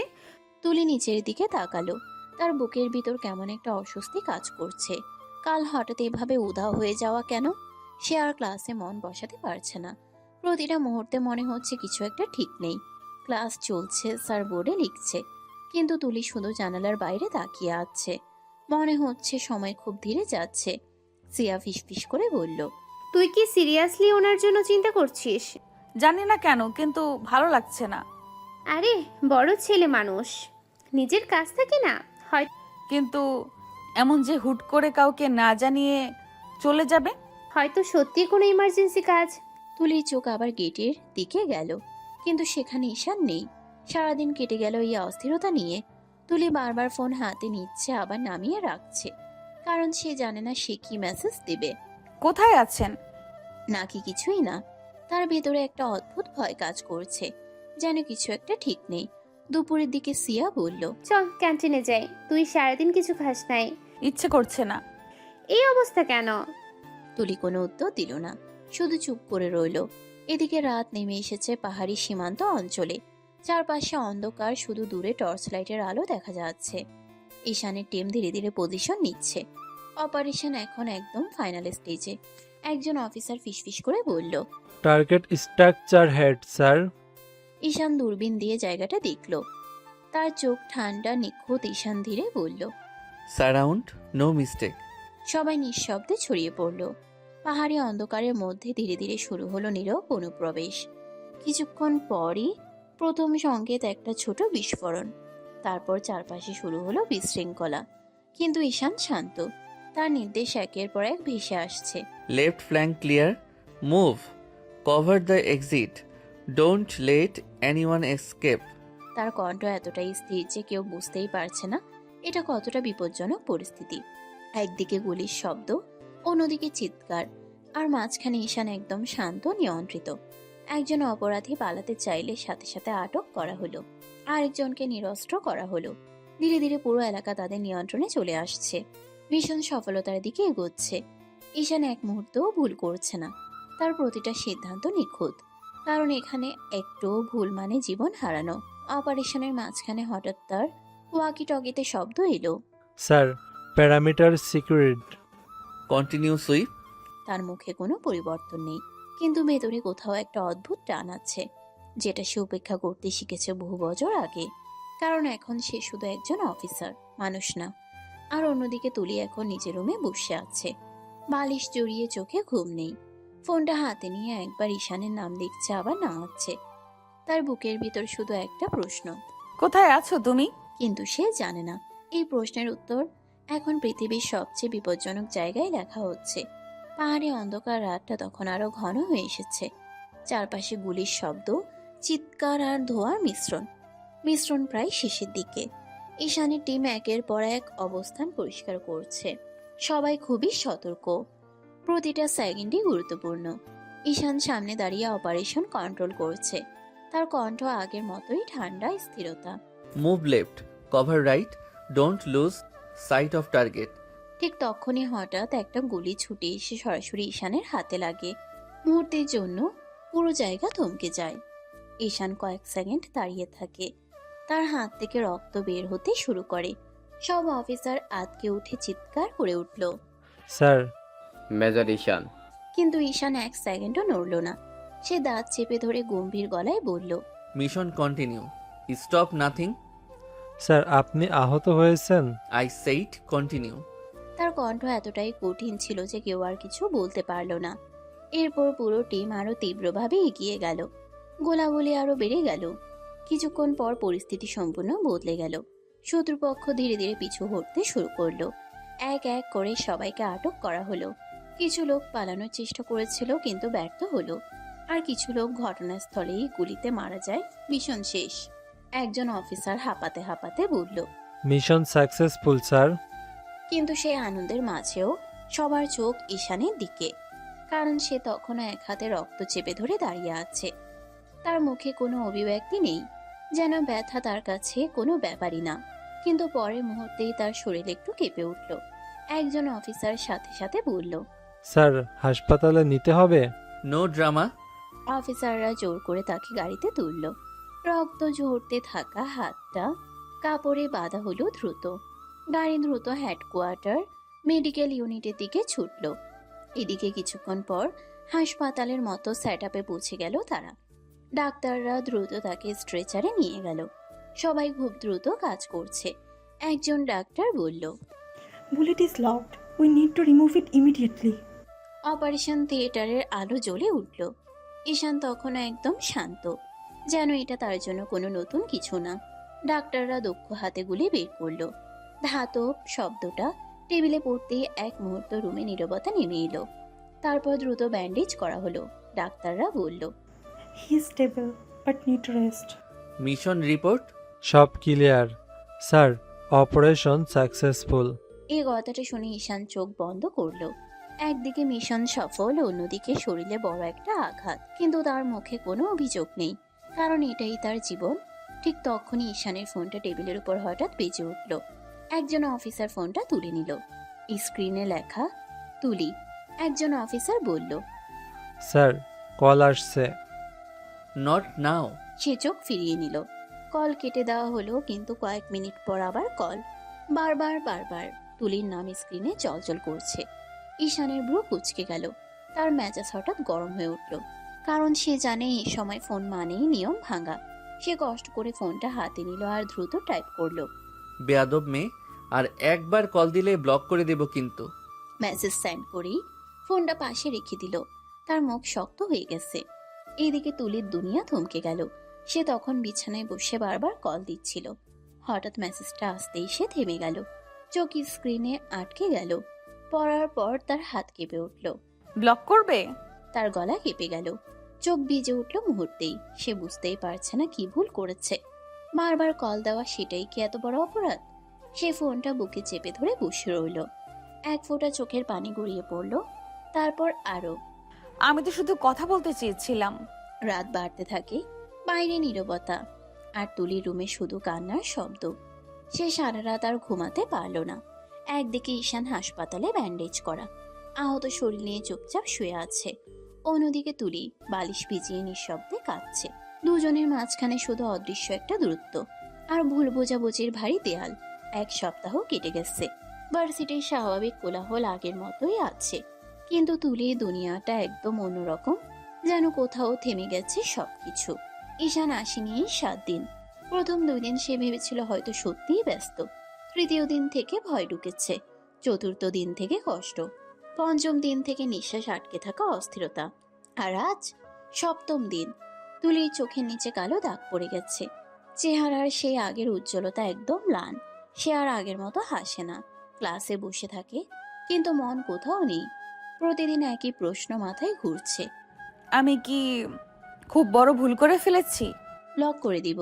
এই লাইনটা তার বুকের ভিতর গেঁথে গেছে। প্রতিদিন রাতে সে কেঁদেছে, চুপচাপ, কাউকে না জানিয়ে। সিয়া তাকে অনেকবার বুঝিয়েছে, কিন্তু তুলি কিছুই শোনে না। সে শুধু চুপ থাকে আর তাকিয়ে থাকে গেটের দিকে, যেন আজও ঈশান চলে আসবে। এদিকে ঈশানও 1 সপ্তাহ পরে ভার্সিটিতে ফিরেছে। তার হাতের ব্যান্ডেজ এখন খুলে গেছে, শুধু হালকা দাগ রয়ে গেছে। বাড়িতে মা বারবার জিজ্ঞেস করেছিলেন, হাতে কি হয়েছে সত্যি করে বলতো। পড়ে গিয়ে লেগেছে মা। তার মা কিছুক্ষণ তাকিয়েছিলেন, কিন্তু ঈশানের চোখে সে কঠিন ভাব দেখে আর বেশি প্রশ্ন করেনি। আজ সে ভার্সিটিতে এসেছে। কালো শার্ট, আগের মতোই গম্ভীর মুখ, কিন্তু তার চোখ একটু অন্যরকম। চারপাশে তাকাচ্ছে, কাউকে খুঁজছে। তুলি গেট দিয়ে ঢুকতেই সে প্রথমেই খেয়াল করলো একটা চেনা ফিগার দূরে দাঁড়িয়ে আছে, কিন্তু আজ সে আগের মতো তাকাচ্ছে না, মাথা নিচু, চুপচাপ। ঈশান কয়েক সেকেন্ডে তাকিয়ে রইল। তার ভ্রু কুঁচকে গেল, সে ধীরে ধীরে এগিয়ে গেল। তুলির সামনে এসে দাঁড়াতেই বলল, কথা আছে তোমার সাথে। আমার কোনো কথা নাই ভাইয়া। এই ভাইয়া শব্দটা ঈশানের বুকের ভিতর অদ্ভুতভাবে লেগে গেল। তার চোখ একটু সংকুচিত হলো। সে আর কিছু না বলে হঠাৎ তুলির হাত ধরে ফেলল। তুলি চমকে উঠল। কি করছেন? ঈশান কিছু না বলে তাকে টেনে একটু দূরে করিডোরের ফাঁকা জায়গায় নিয়ে গেল। চারপাশে কেউ নেই, শুধু দুজন। তুলির হাত এখনো তার হাতে ধরা। তুলির চোখ ভিজে ওঠার মতো হয়ে গেছে। সে মাথা নিচু করে দাঁড়িয়ে আছে। ঈশান কিছুক্ষণ চুপ করে রইল, তারপর গম্ভীর গলায় বলল, কি হয়েছে? তাকাচ্ছ না কেন? কথা বলছো না কেন? তাকেই কি করব? আর কথা বললেই তো ব্লক করে দিবেন। মুহূর্তেই নীরবতা নেমে এলো। ঈশানের মুখ শক্ত হয়ে গেল। তার চোখে প্রথমবারের মতো একটা অস্থিরতা দেখা দিল। সে একটু কাছে এসে বলল, কে বলেছে তোমাকে ব্লক করব? আপনি নিজেই লিখেছিলেন। ঈশান থেমে গেল। 1 সেকেন্ডের জন্য তার চোখ অন্যরকম হয়ে গেল। তারপর ধীরে ধীরে বলল, তুমি এতদিন আসোনি কেন? আপনি তো আসেননি, তাই না? তাই না আসারই তো কথা। এই কথাটা শুনে ঈশানের চোয়াল শক্ত হয়ে গেল। তার হাত এখনো তুলির হাত ধরে আছে, কিন্তু এবার সে একটু শক্ত করে ধরল। চোখ নামিয়ে থাকছো কেন? কথা বলো আমার সাথে। কি বলবো?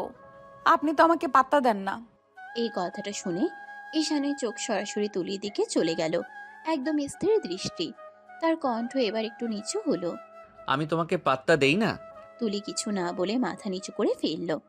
ঈশান 1 সেকেন্ড তাকিয়ে রইল, তারপর খুব শান্ত গলায় বলল, 7 দিন ধরে আমি ভার্সিটিতে আসিনি। তুমি কি একবারও ভেবেছো কেন আমি মরে গেছি নাকি? এটা জানতে চাইতে পারতে। আমি ভেবেছিলাম আপনি আমাকে পছন্দ করেন না, তাই আসিনি। এই কথাটা শুনে ঈশান কিছুক্ষণ চুপ রইল। তার চোখ তুলির মুখের উপর স্থির। তারপর ধীরে ধীরে বলল, আর যদি বলি তুমি ভুল ভেবেছো? তুলি চোখ তুলে তাকালো। ঈশান তার হাত এখনো ছাড়েনি, বরং এবার একটু নরম করে ধরল।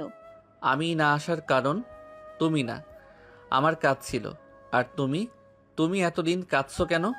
আমি ভেবেছিলাম আমি ভুল করে ফেলেছি। এই কথাটা শুনে ঈশান 1 মুহূর্তের জন্য চোখ বন্ধ করলো। তারপর খুব ধীরে বলল, বোকা মেয়ে। তার কণ্ঠে এবার রাগ না, অদ্ভুত একটা মায়া। আর সেই মায়ায় তুলির ভেতরে সব ভেঙে দিল। ভার্সিটির সেই করিডোরটা আজ অদ্ভুতভাবে নীরব।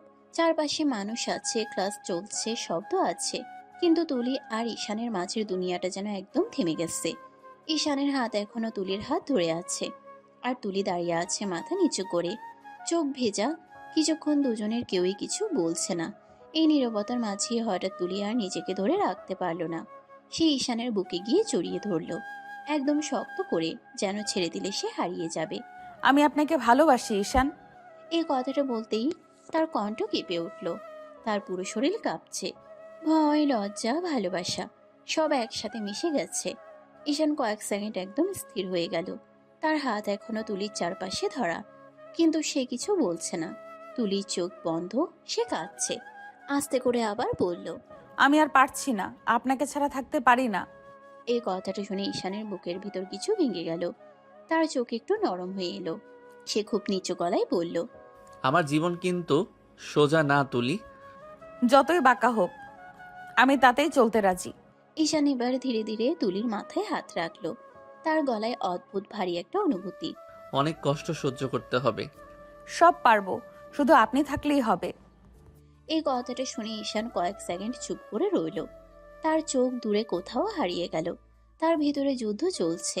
একদিকে দায়িত্ব, গোপন জীবন, দেশ নিয়ম, অন্যদিকে এই মেয়ে যে একদম নির্ভয়ে তার দিকে এগিয়ে এসেছে। সে আস্তে করে মনে মনে বলল, আমি তোমাকে আমার আসল পরিচয় দিতে পারছি না তুলি, কারণ এটা নিয়মের বাইরে, এটা সিক্রেট। কিন্তু সামনে দাঁড়িয়ে থাকা মেয়েটা, সে তো শুধু ভালোবাসা চায়।